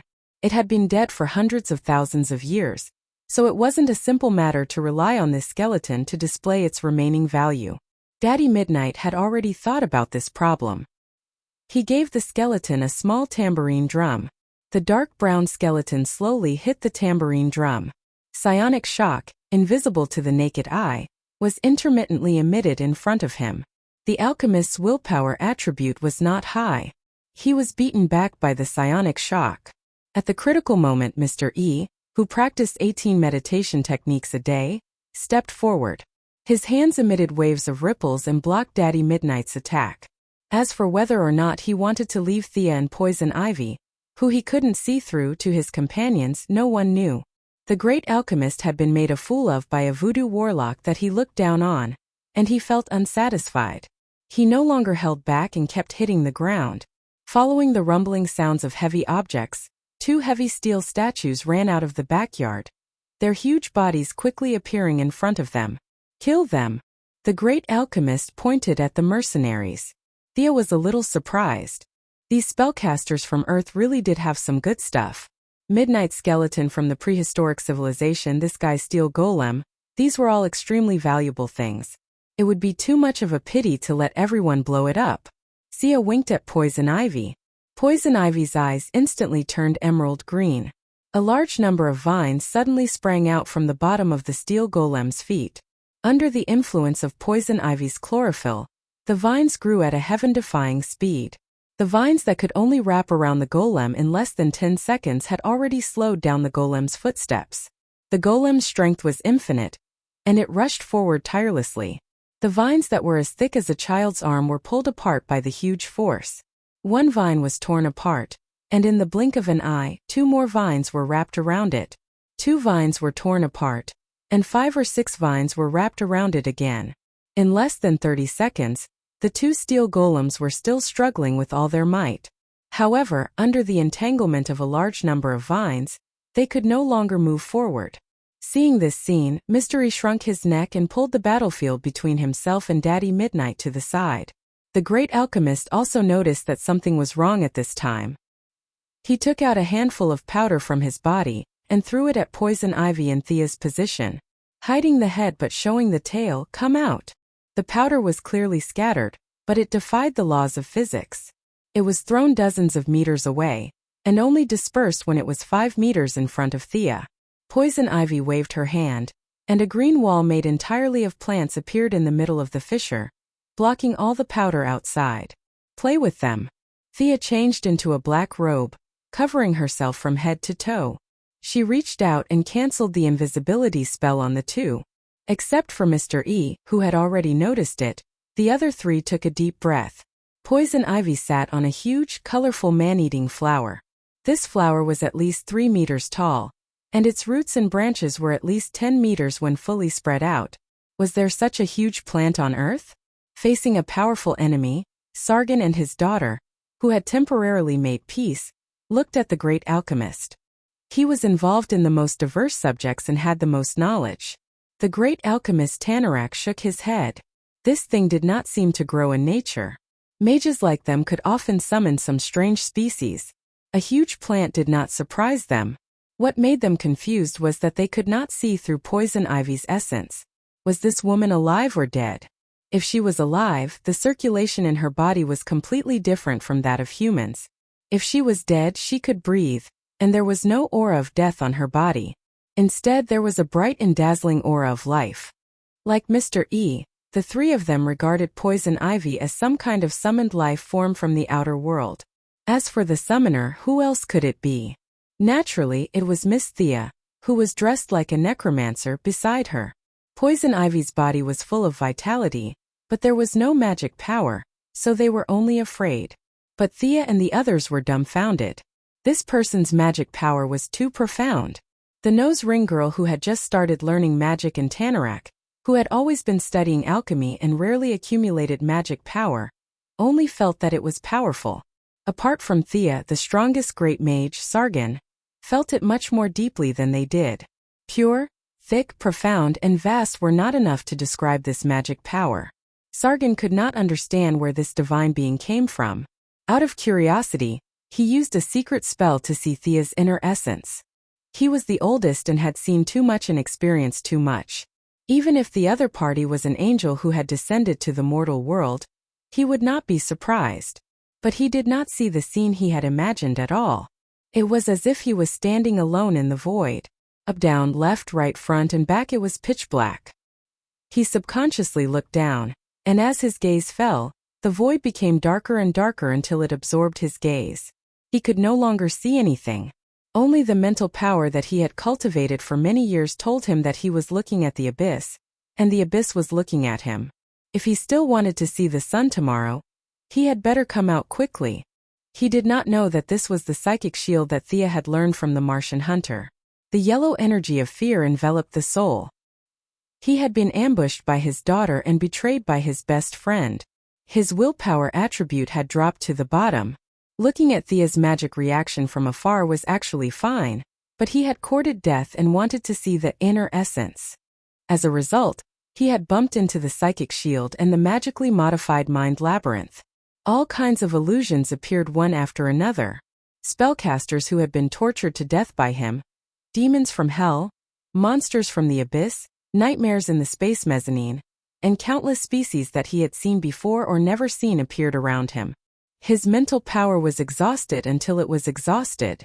His vision was filled with endless emptiness, and he could no longer perceive the outside world. Chapter 4:14. Addicted to Thea's mind labyrinth, the Archmage, who was comparable to Zatanna's father, had his mental strength completely depleted. His mind was completely still, and his breathing was getting weaker and weaker. Finally, his legs stretched out, his neck tilted, and he revealed a strange smile. He was dead. F***ck. The two guys who had known him for half their lives and his daughter were dumbfounded. You died because of a disagreement? Have you considered that we're still fighting? Are you playing with us? Do you still want the unity of Squad 7? Where's your team spirit? If they knew that their powerful companion had died just because he took a second look at someone in the crowd, they would be even more horrified. Mr. E, who was originally evenly matched with Midnight's father, was knocked back. He had to cast 2 spells in a row to recover from his disadvantage. Old thing, give me your magic power. Old thing, say something. Come hit me. The girl with the nose ring shook her father's body back and forth like a madwoman, as if she could shake the magic out of his body. Unfortunately, the death of a man was like an extinguished lamp. The magic in Sargon's body was like a prisoner who had broken free from his shackles, dissipating in all directions. Ah! The girl with the nose ring could naturally see this scene. Like an injured beast, she roared at the sky. Stop roaring. Fight the enemy with me. Tanarak was going crazy. What kind of useless teammates were they? The strongest Archmage had died inexplicably, and now they were reduced to a support like him carrying the heavy burden. The situation was extremely bad. Although the girl with the nose ring was a newcomer, she could at least provide some help. He stared nervously at Thea. Death Knell and Poison Ivy were waiting for orders. The mercenaries were using a rain of bullets to deplete the number of smoke monsters and cultists. The battle outside was very lively, but the center of the field was a little quiet. What was Thea doing at this time? Thea was busy sorting out the gift bags. This unlucky Archmage was the second humanoid gift bag she had encountered in her life.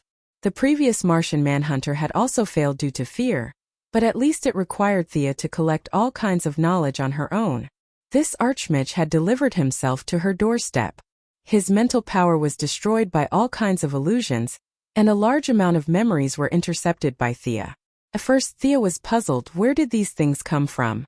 It wasn't until the old man breathed his last that she understood.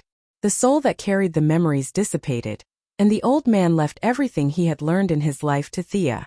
In terms of function, it was far less powerful than the Martian hunter of the past, but it was a professional match. A large number of applications of spells, secret arts, tricks and rituals were all completely obtained by Thea. "You guys go ahead. Leave that blind man in the suit. You can kill the rest." Thea was constantly sorting out her gains. From the old man's memories, she knew that Mr. E was in charge of all external affairs. She could just ask him about Malcolm. The others did not have any powerful means, and Poison Ivy and Death Knell were more than enough to deal with them. Sargon had a lot of memories. The old man had lived for more than 90 years, and he was the oldest of the four. He had been to many places in the world before his death and learned many spells. He could also cast the irony spell that Thea had been a little envious of, but he was not very good at it. Sargon's unique spell was gem magic. He could use a special method to seal spells into gems, and when he used them, he could cast them by chanting a certain word. It was very similar to the spell scrolls in the game. He had accumulated a lot of magic gems, and when he threw them out in a fight, not many people could withstand it. The old man's attacks were sharp, Zatara's irony magic defense was amazing, Mr. E was in charge of scouting, and Tanarak the alchemist was in charge of making some magical tools and deciphering traps. When the four of them were at their most intimate, it could be said that they were the strongest mage team in the world. Unfortunately, no matter how deep their friendship was, it could not withstand the baptism of time. Zatara's death caused a rift between the four of them, and this rift grew bigger and bigger. Today, Tanarak and Sargon's daughter directly led half of the followers to betray them, ambushing and seriously injuring Sargon. At this point in time in the original timeline, their plan was very successful. Sargon's daughter seized her father's magic, and Mr. E directly admitted defeat. The Cold Flame Vatican could be said to have not suffered any damage. However, Thea's miraculous appearance completely changed the situation. Sargon's gaze accidentally killed himself. Without his magic, the girl with the nose ring became a useless woman, and the situation deteriorated to the point where it could not be any worse. After carefully analyzing the situation from Old Man Sargon's memories, Sia could not help but sigh. Their arrival was too coincidental. If they were 10 minutes earlier, they would still be fine, but if they were 10 minutes later, the girl with the nose ring would inherit the old man's magic and magic gemstones. Could this be the luck attribute of Merlin's sword? Thea felt the sword around her neck that was used as a necklace, and thought with some uncertainty. However, from the fact that this human gift bag had automatically sent itself to her door for her to study, she was indeed lucky. Thea glanced at the situation. Death Knell did not let Poison Ivy help, and was fighting Tanarak alone. The alchemist, who did not take him seriously at first, was stunned by Death Knell's magic-piercing bullets. He had no choice but to take out his own alchemy items to resist. Death Knell's grenade launcher had been magically modified by Thea, and now the bullets were all high-speed armor-piercing bullets with magic-piercing arrays. Thea did not have the time to make them one by one. She made one bullet, and then directly used the artificial intelligence to repeatedly scan the array carvings. She then used modern machinery to dig it out bit by bit. With the fully automatic equipment, she could only produce a few rounds a day. The machinery faithfully simulated her carvings. The magic-piercing bullets had less spiritual energy than the ones she made, but it was more convenient. Now these bullets were all in Death Knell's hands. He had also injected himself with the super gene optimization fluid that Thea had concocted, and his body's attributes were increasing rapidly. He was clearly a burly man like a bear, but now his body was as light as an eagle. He surrounded Tanarak and slashed left and right. From time to time, the invisible arm behind him would control the gun to shoot various bullets at his magic shield. Alchemists were not known for their powerful magic, but he was a support staff. His combat experience was worlds apart from Death Knell's. Without a magic shield, he was just a mortal body. Death Knell's machete was so fast that it left afterimages. He did not think that he could withstand it with his 50 kilograms of weight. The alchemy items in his hands were being consumed rapidly. He was so anxious that he was sweating profusely, but he could not find a way to break out of this situation. Poison Ivy giggled as she looked at the battlefield. Her personality was not very belligerent. When no one paid attention to her, she would play by herself. That's right, she was playing. Her charm pheromone spurted out, and from time to time, She would bewitch a few cultists to swing their machetes at her former companions. She was having a lot of fun. Chapter 4:15. Controlling the cultists to kill each other, trapping the 2 iron golems, and dealing with the girl with the nose ring, who was actually not a threat, and preventing her from harassing Death Knell's battle. Poison Ivy seemed to have a lot of work to do, but it was not serious at all. Although the cultists were ferocious, they were a group of ordinary people. Plus, they were malnourished and would bleed for no reason, so their bodies were weaker than ordinary people. The girl with the nose ring was also a newcomer to the magic world. Her shouts were earth-shattering. Thea estimated that Damien could kill her even if he used all his magic and martial arts skills, so she was not a strong opponent. Poison Ivy had great potential, and could easily control the flow of the battle. Her methods were strange and mysterious, and she was better than a non-magic person.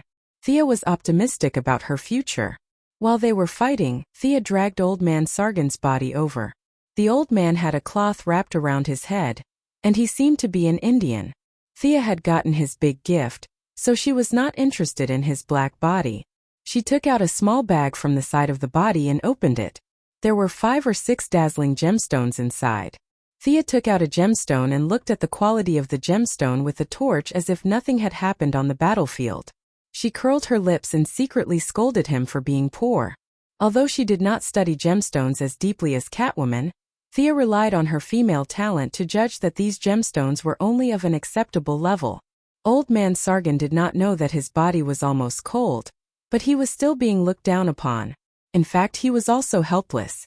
Although he was born in a rich family in India, he was considered rich compared to his countrymen who could transport tens of thousands of people in a train. But compared to Thea, he was a complete pauper. First of all, the wealth belonged to his family, not him. There were many branches in his family, and all of them were asking for money. In order to reduce the attention of the secular world, he did not dare to use magic recklessly.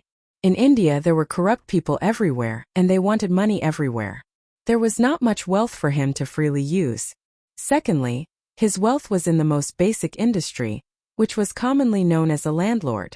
His family owned a large amount of land in India, and every year tens of thousands of farmers helped his family farm. 200 years ago, this would have been something worth bragging about. But in today's information society, it could only be exchanged for size from the onlookers. The last and most crucial point was that he had met Zatara and his friends 30 years ago. The other 2 were not considered wealthy. Only Zatara, who lived in Gotham, had a decent financial situation. The few of them had founded the cult, and the daily funds had been paid by Zatara and Sargon. With Zatara's death, the cult's funds had been cut in half. Old Sargon had to fork out his coffin money to barely survive until today. In such a tight economic crisis, he really didn't have the extra money to buy gems. Thea despised the old man's poverty. "You're so poor, why do you still want to play with gem magic? What a joke. It seems that this skill can only be developed in my hands." Thea weighed the bag with a few gems in her hand and thought to herself, "Among the mages, I'm the richest, and among the rich, I'm the best at magic." It was probably referring to people like Thea. Gem magic. Gems in front, magic behind. The importance of good gems could be seen from this. Without boasting, Thea was the best at this spell, except for those dragons who were hiding in some unknown dimension. She had been busy for the past few years and had not deliberately collected any gems. But as her reputation grew, there was an endless stream of people who wanted to see her, visit her, and make friends with her. The first meeting required a greeting gift. This was basic human interaction. Those who were qualified to see her were either rich or noble. These people did not want to be laughed at, so they racked their brains to give her gifts. Thea was a young woman, so what should she give her? There was no mistake in giving her gems. Even though she had rejected many of them, there were still more precious gems and gems that filled the 12 safes in her house. Among them, there were more than 300 pieces that would leave their names in history. If Thea had not given some to Diana, this number would have doubled. Catwoman had sourly said many times that Thea had been targeted by international robbers. It was not without reason. She used an earth-type spell to dig a huge hole and buried Sargon, who was poor but still played with gems. Looking at the battlefield, Thea's mind was already immersed in fantasizing about how many gems she needed to make to blow Darkseid up into the sky. A flash of silver interrupted her daydream. A teleportation portal? A man and a woman walked out of it. The man was wearing a khaki trench coat with a dirty white shirt underneath. His tie was loosely tied. The man looked dispirited. His face was covered in stubble, and he had a cigarette in his mouth. The man did not pay much attention to what happened after the teleportation. He seemed to be trying his best to explain something to the woman beside him. The woman had shoulder-length hair and wore a purple jacket with a white shirt inside. The V-neck design showed off her indescribable pair of stalwart things. Her legs were covered in demonic fishnet stockings and a pair of leather boots. The woman had a pretty face and a resolute aura, which was a stark contrast to the lazy and cunning man beside her. Listen to me, Ja. The Croydon compass can help you find anything. That's enough, Constantine. I've had enough of your hypocritical lies and malicious help. You be *starred scum. You always get me into trouble. I just want to find my father's belongings. You go on your own. The purple-clothed woman spat at the man's face without any elegance. After that, she was stunned by the lively atmosphere in the square. She stuttered her words and looked at the situation in front of her in confusion. Her first reaction was similar to the Cold Flame Church's initial guess. This was the government's secret army encircling and annihilating a lively social organization.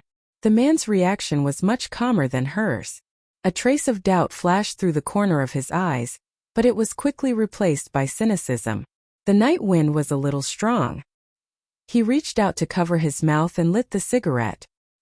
He took a deep breath and said to the woman in a slightly intoxicated manner, I didn't cause this trouble. I was planning to sneak in. Sneak in my ass. There were at least 1,000 people in this square. Even a mosquito couldn't fly in with so many people. The woman considered the man's misdeeds and automatically imagined that this was specially designed for her. The two of them could not figure out what was going on. Out of caution, they roughly observed the battlefield. The first thing they saw was poison ivy sitting on a 3-meter-tall man-eating flower. It couldn't be helped. This had nothing to do with magic. It was just that poison ivy was too high profile. Anyone with good eyesight could see her at a glance. What is this? A human? The two mages with extraordinary knowledge were also attracted by poison ivy's strange life form. Was this a human? Chapter 4:16. Constantine and Zatanna. Should they be here? Thea could not figure it out. According to their conversation, Zatanna was here to look for her father's relic, while Constantine's purpose was the same as old Ma's. They were both here to look for the compass. Could it be that Malcolm was really here? Thea thought that it was a little cruel to annihilate an entire family just to find out something. But now it seemed that these guys were right. She immediately activated the Eye of Horus and looked into the depths of the castle through the layers of magic barriers. The sudden appearance of the two unexpected people made Grand Alchemist Tanarak, who was being tortured by Death Knell's anti-magic bullets, so excited that he let out a roar. An hour ago, if these two dared to swagger into the Church of Cold Flame, he would definitely teach them a lesson that they would never forget. But now he could not even take care of himself. He could not figure out how Death Knell, the big guy, had so many anti-magic bullets. The alchemy products that he had painstakingly accumulated over the years were being consumed rapidly. If these two did not interfere, he would have to run away. Zatanna, come and help me. I know where your father's relic is. He was my best friend when he was alive. The Grand Alchemist knew Zatanna. To a certain extent, it could be said that he watched her grow up. As for whether he was her father's best friend, only God knew. His idea was extremely insidious. It would be best if he could get them to help him. If he could not, he would lure the enemies to attack Zatanna. Then he would have a chance to escape. So his shout was extremely loud. His thin and weak body almost used up all the energy in his dantian. His voice reverberated from his abdomen all the way to the square. On the other side of the battlefield, Papa Midnight, who was dealing with an errand with Mr. E, also heard the shout. They had fought for less than a minute, and both of them had tacitly stopped their attacks. Now that he heard the Grand Alchemist's words, he also noticed the man and woman on the other side of the battlefield. He had only seen Zatanna's photo but had never interacted with her before. But he knew Constantine too well. The two were friends and enemies. Sometimes they fought, sometimes they worked together. No one knew Constantine better than him. He turned back to look at Thea and found that she was silent. Papa Midnight did not know what she was up to, but to show his value, he shouted to the other side. "Constantine, you scum. Your old man is here, come and help me." Laughing and scolding was their way of life. Constantine, who was originally smoking, was a cigarette in between his fingers. He looked at it. Papa Midnight? What are you doing here, you bastard? You actually dared to attack the Cold Flame Church? You've really got guts." Constantine's expression became more serious as he cursed. This matter was getting out of hand. It was not difficult to tell from Papa Midnight's position that he was in cahoots with these soldiers armed with advanced firearms. According to Constantine's understanding of Papa Midnight, this guy was very poor. Any one of these soldiers would have enough equipment to buy Midnight's broken bar. He was definitely not the leader, but a glorious guide. Constantine scratched his messy hair. From the perspective of friendship, and from the perspective of being hostile to the Cold Flame Vatican, he should help, but he really did not want to be involved in this kind of big trouble. With his wisdom, it was not difficult for him to see that there were more powerful people behind these soldiers. He shook his head slightly and pulled back Zatanna, who wanted to enter the battlefield. "Niece Zatanna, come and help Uncle Tanarak. Don't you remember that I carried you when you were young?" The Grand Alchemist's voice was a little hoarse because he shouted too loudly, but he did not care. He began to shamelessly ask for help. Even a noble master like him was shameless. Papa Midnight, who had mixed in between the black and white, was even more unscrupulous. He shouted at the top of his voice, "Constantine, my brother. We were drinking together a week ago. Can you bear to see your brother being bullied?" The two of them shouted as if they were on the World Channel. The Grand Alchemist's throat could not take it anymore. He took out a black metal object and put it in his mouth. His voice was immediately amplified countless times. The Alps Valley at night was buzzing because of him. Papa Midnight was not afraid of him. He took out an animal's tongue covered in mucus and swallowed it. His voice echoed on the ground. The two of them were still asking for help at first, but after shouting a few words they began to curse each other. The Grand Alchemist thought that Papa Midnight was a sewer rat, while Papa Midnight mocked him as a maggot that only knew how to eat shit. "Shut up, all of you. There were too many messy spells in this castle." Thea spent a lot of effort to sweep the entire castle, but she did not find any trace of Papa Midnight.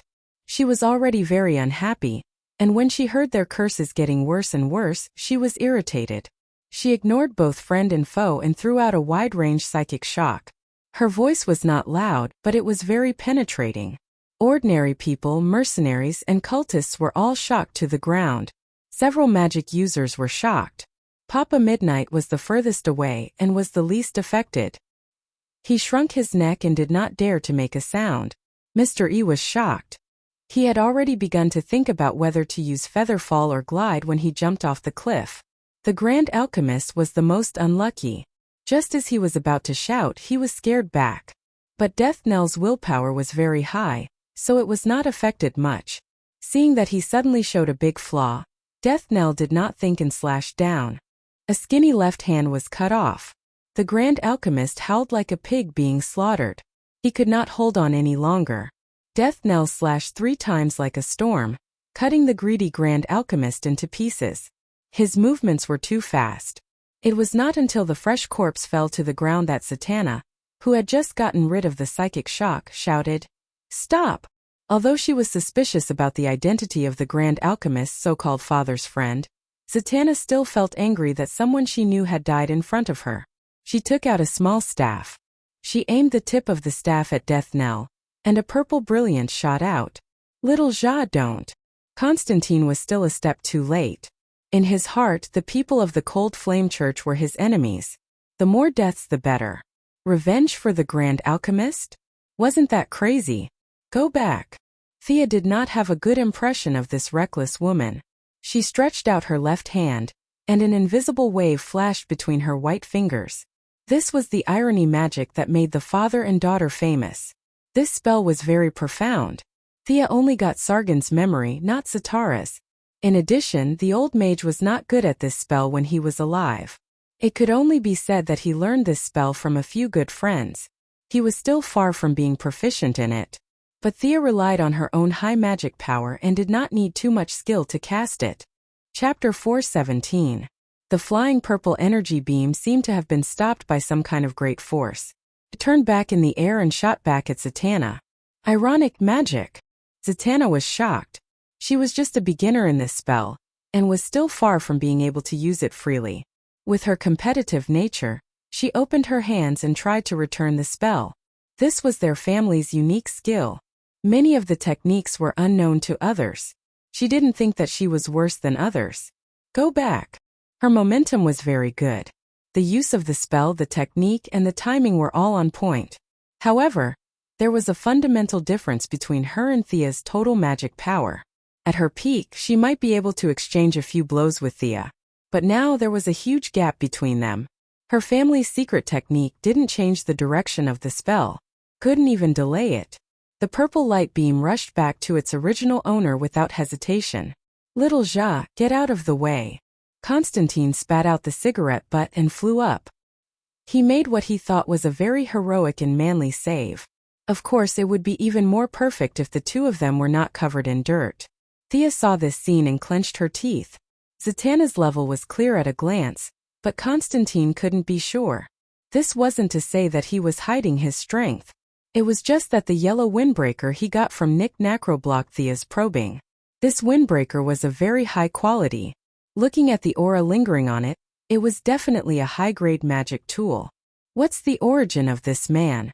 My pheromone can't control him? Poison Ivy's voice reached Thea's ears. Thea nodded. This windbreaker had high resistance to all kinds of things. It wasn't surprising that it could resist Poison Ivy's control.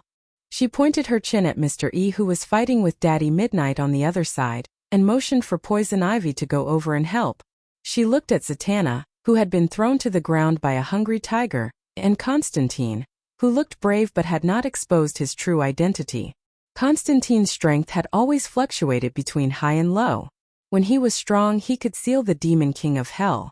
When he was weak, he was reduced to being beaten up by hooligans on the streets and having his soap picked up by the prison guards. It was hard to tell whether he was pretending to be strong or weak. Thea didn't use any more ironic magic. Instead, she used her own magic to combine the three elements of water, wind, and fire to create lightning. Thea deliberately increased the proportion of the fire element. The lightning was different from the traditional bright blue. Instead, it was dim orange. He raised his finger and aimed it at the two of them from afar. The orange-red lightning plowed a deep trench in the ground and flew towards the two of them. Thea controlled the orange-red lightning to lose some of its speed and become more violent. She still wanted to find out more about Constantine. When lightning was halfway there, it split into three, blocking all possible escape routes and attacking the two from three different directions. Seeing that there was no way to avoid it, Constantine lightly stomped his left foot on the ground. A purple halo rose and firmly covered the two of them. The orange-red lightning hit the halo. There was no intense energy collision, and no dazzling photoelectric effect. The three lightning bolts disappeared directly like hot water splashing on ice. Arranged in an octagonal pattern, engraved with the words representing the sun, moon, and stars. This is the magic circle used by the great mage John Day in the 15th century to resist the magic loss. This magic circle can eliminate any supernatural power and magic damage. TSK, it's very effective. Could it be that you have been drawing this magic circle since you were teleported here? Your sense of crisis is very strong.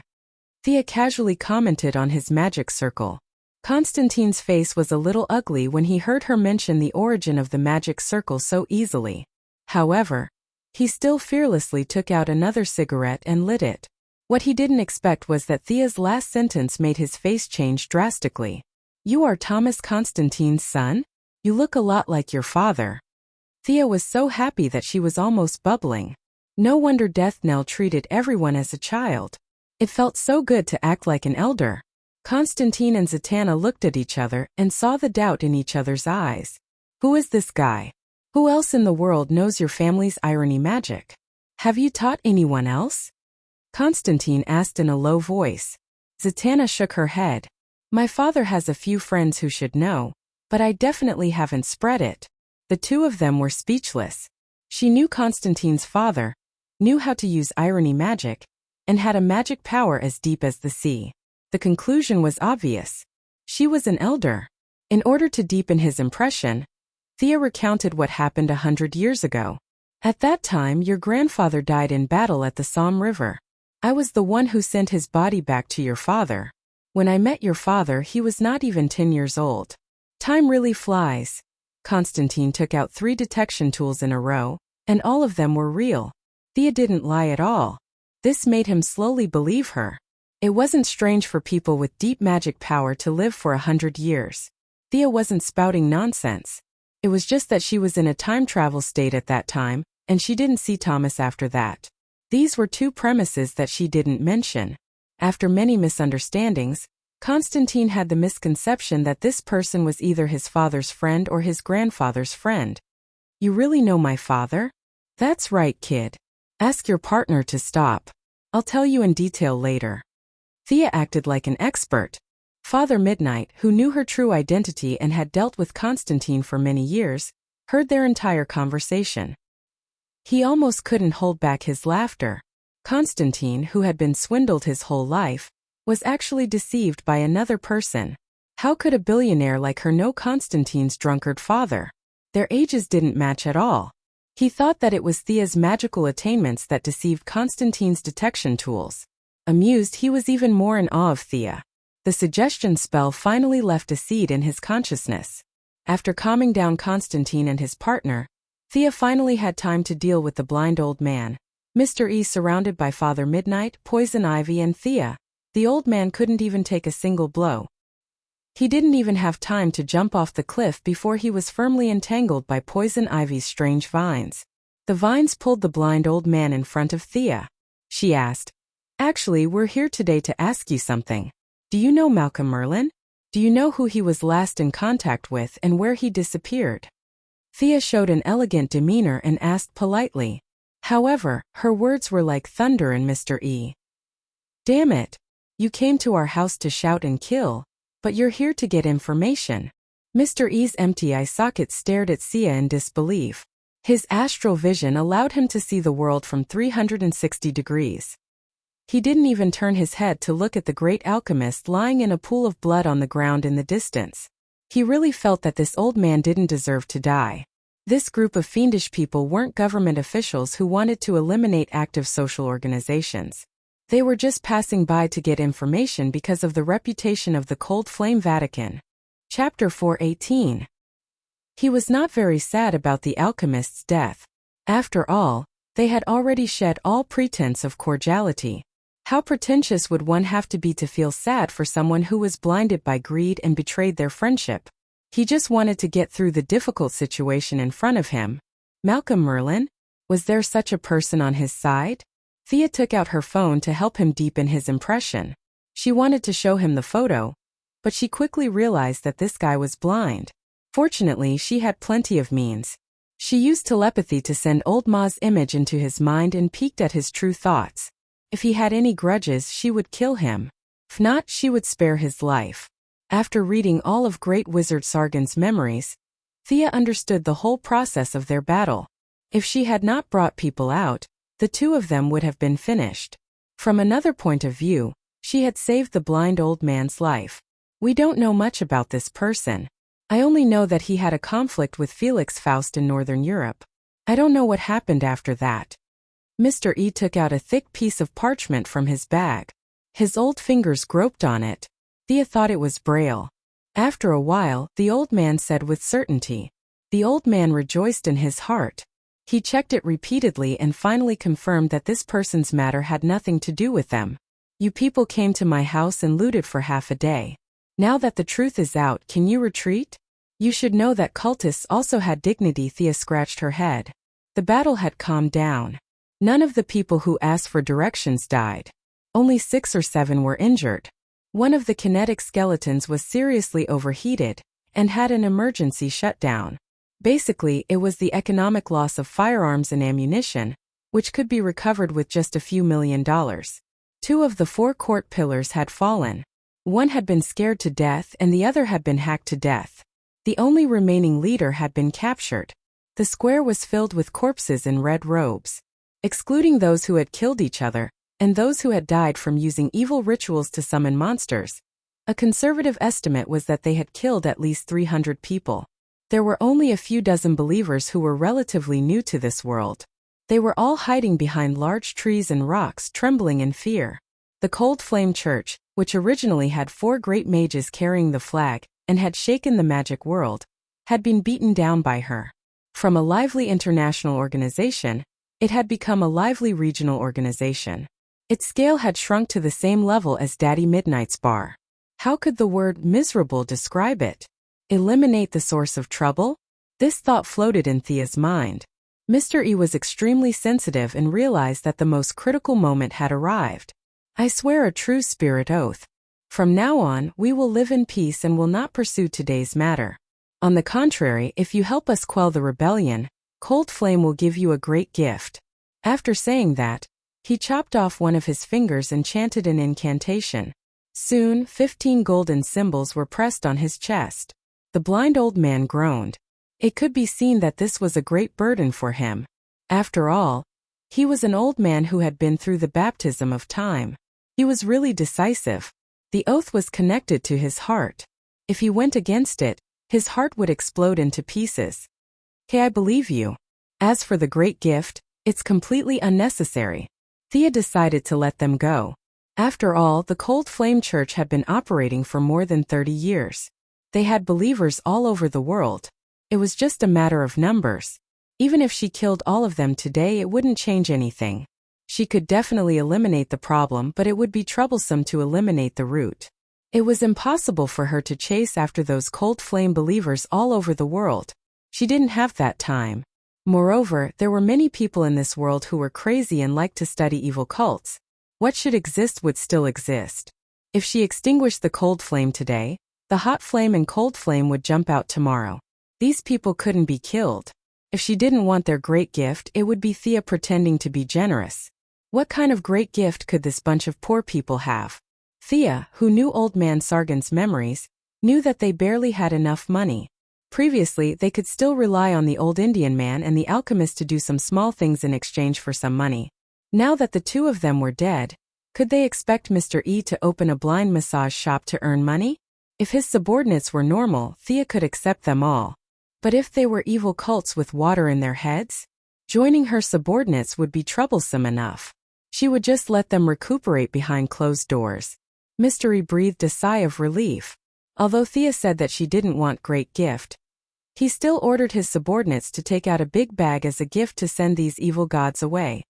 "We came recklessly and caused you trouble. We can't accept these gifts." "It's no trouble, no trouble. You've helped me a lot. These small gifts are just a token of my appreciation. Please accept them." Thea insisted. The blind old man insisted on giving. If one ignored the corpses lying on the ground, this scene was quite harmonious. "All right, then I'll accept it. If there's anything in the Vatican in the future, you can contact us through Midnight Old Man." Thea felt that his bag was bulging with many things. She really couldn't reject the other party's enthusiasm. After hesitating for a moment, she accepted it and made a promise. Both sides could be considered to have turned enemies into friends. "Where's Croydon's compass?" Constantine, who had been silent all this while and watching them shake hands, suddenly interjected. Old Man E's expression was a little ugly. Thea, on the other hand, looked calm. Even without Constantine's reminder, she could guess the blind old man's plan. Their strength had been greatly reduced. Previously, they had been collecting magic items all over the world and offended a lot of people. Now, using this opportunity to throw a hot potato to her in public was his idea. Thea didn't care. These contemporary mages weren't a threat to her. Moreover, her identity wasn't exposed at all. Those who were interested could only find Death Bell, Poison Vine Lady, and Midnight Old Man. These 3 weren't good men and could deal with any trouble. "Pull that woman over here for me to check." Thea pointed at the woman with a nose ring who was wrapped in vines and ordered the Poison Vine Lady. "Magic power. Rich magic power. Old man, give me all your magic power." The woman with a nose ring was still yelling. Thea used her mental power to enter the woman's brain and checked. This woman's brain was damaged due to the short period of joy and sorrow. Her thoughts were in a mess. This person was no longer a threat because she had completely gone mad. She checked Sargon's memories. In fact, the Indian old man treated this daughter well. It was just that the patriarchal ideology in India caused their father-daughter relationship to break down again and again. In the end, it led to today's tragedy of patricide. For the sake of the old man, please spare his crazy daughter. Where's that Felix Faust? I'll go ask him. Thea waved her hand to let the poison vine lady pull the woman away. She casually threw the gift bag into the space ring and asked Mystery politely. Midnight Old Man and Mystery shuddered at the same time. You're going to ask again? The blind old man had the mentality that if he was having a hard time, they wouldn't be having a good time either. He drew a map and looked up information, telling the young lady everything he knew in detail. Chapter 419. After explaining the location in detail, Mystery sent them, including Constantine and Zatanna, out of the castle as if they were the plague. It was as if he did not see the shattered statues and the blasted door. Zatanna also did not realize that the pile of shattered objects on the ground used to be her father's statue. It was only when their figures disappeared into the night that the blind old man heaved a sigh of relief. At the same time, he felt a little excited. The foundation that the four of them had established was now all his. Not mentioning the blind old man who had turned a joint venture into a sole proprietorship, Thea counted her gains and split them on the way back. Take this. Thea threw a katana that glowed with green light to Death Knell. The blade was enchanted with an acid spell. When it hit the enemy, it would deal physical damage and enhance acid damage. There were many who were immune to fire and ice, but there were not many who were immune to acid. He gave Poison Vine Lady a pair of wrist guards that allowed her to move quickly through the forest. This item might be of little value to others, but it was very suitable for Poison Vine Lady. She could easily create a large number of plants, which could also be considered a forest. This wrist guard could greatly make up for her lack of mobility.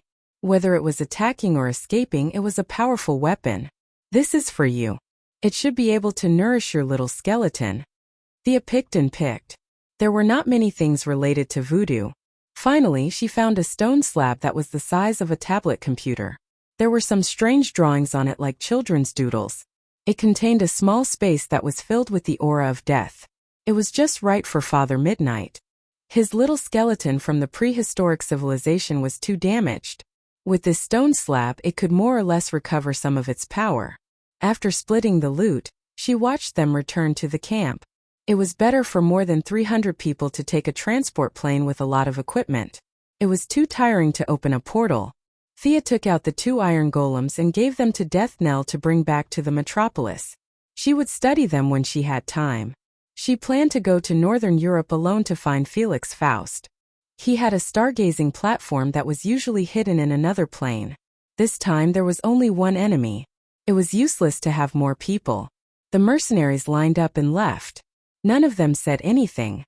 They did not ask who the man in black was or why he stayed where he was.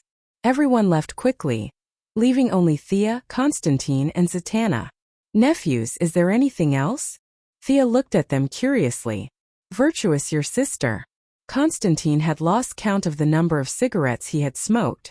He spat out a few puffs of smoke in displeasure. The compass is divided into 3 parts. The Cold Flame Vatican only got 2 parts, and the remaining part is with my friend. I hope you can give me those 2 parts. This thing is very dangerous, and it will cause a lot of trouble if it falls into the hands of ordinary people. Thea didn't care much about the compass at first, but now that Constantine was talking about it so seriously, the importance she attached to it increased by 2 levels. You can't refuse my gift, but if I don't want to, no one can take anything away from me. John Constantine, you're no match for me. Thea's tone was as cold as the wind. Don't be angry, don't be angry. Aren't I talking to you nicely? Little Jia, you say something too. Do it. Jia Kong smiled mischievously as if he was surrendering. He raised his hands high, and when he felt that Thea was attracted by his antics, he moved his hands continuously in a red pattern. A rose-red magic circle appeared under Thea's feet. Old senior, give it to me. Although you hit it well, but my nose tells me that you're a woman. This magic circle only works on women. Jia Kong raised the collar of his windbreaker, trying to use words to sway her mind and find a loophole. Thea was unmoved. What a joke. This was a spell recorded in the Constantine family's magic books.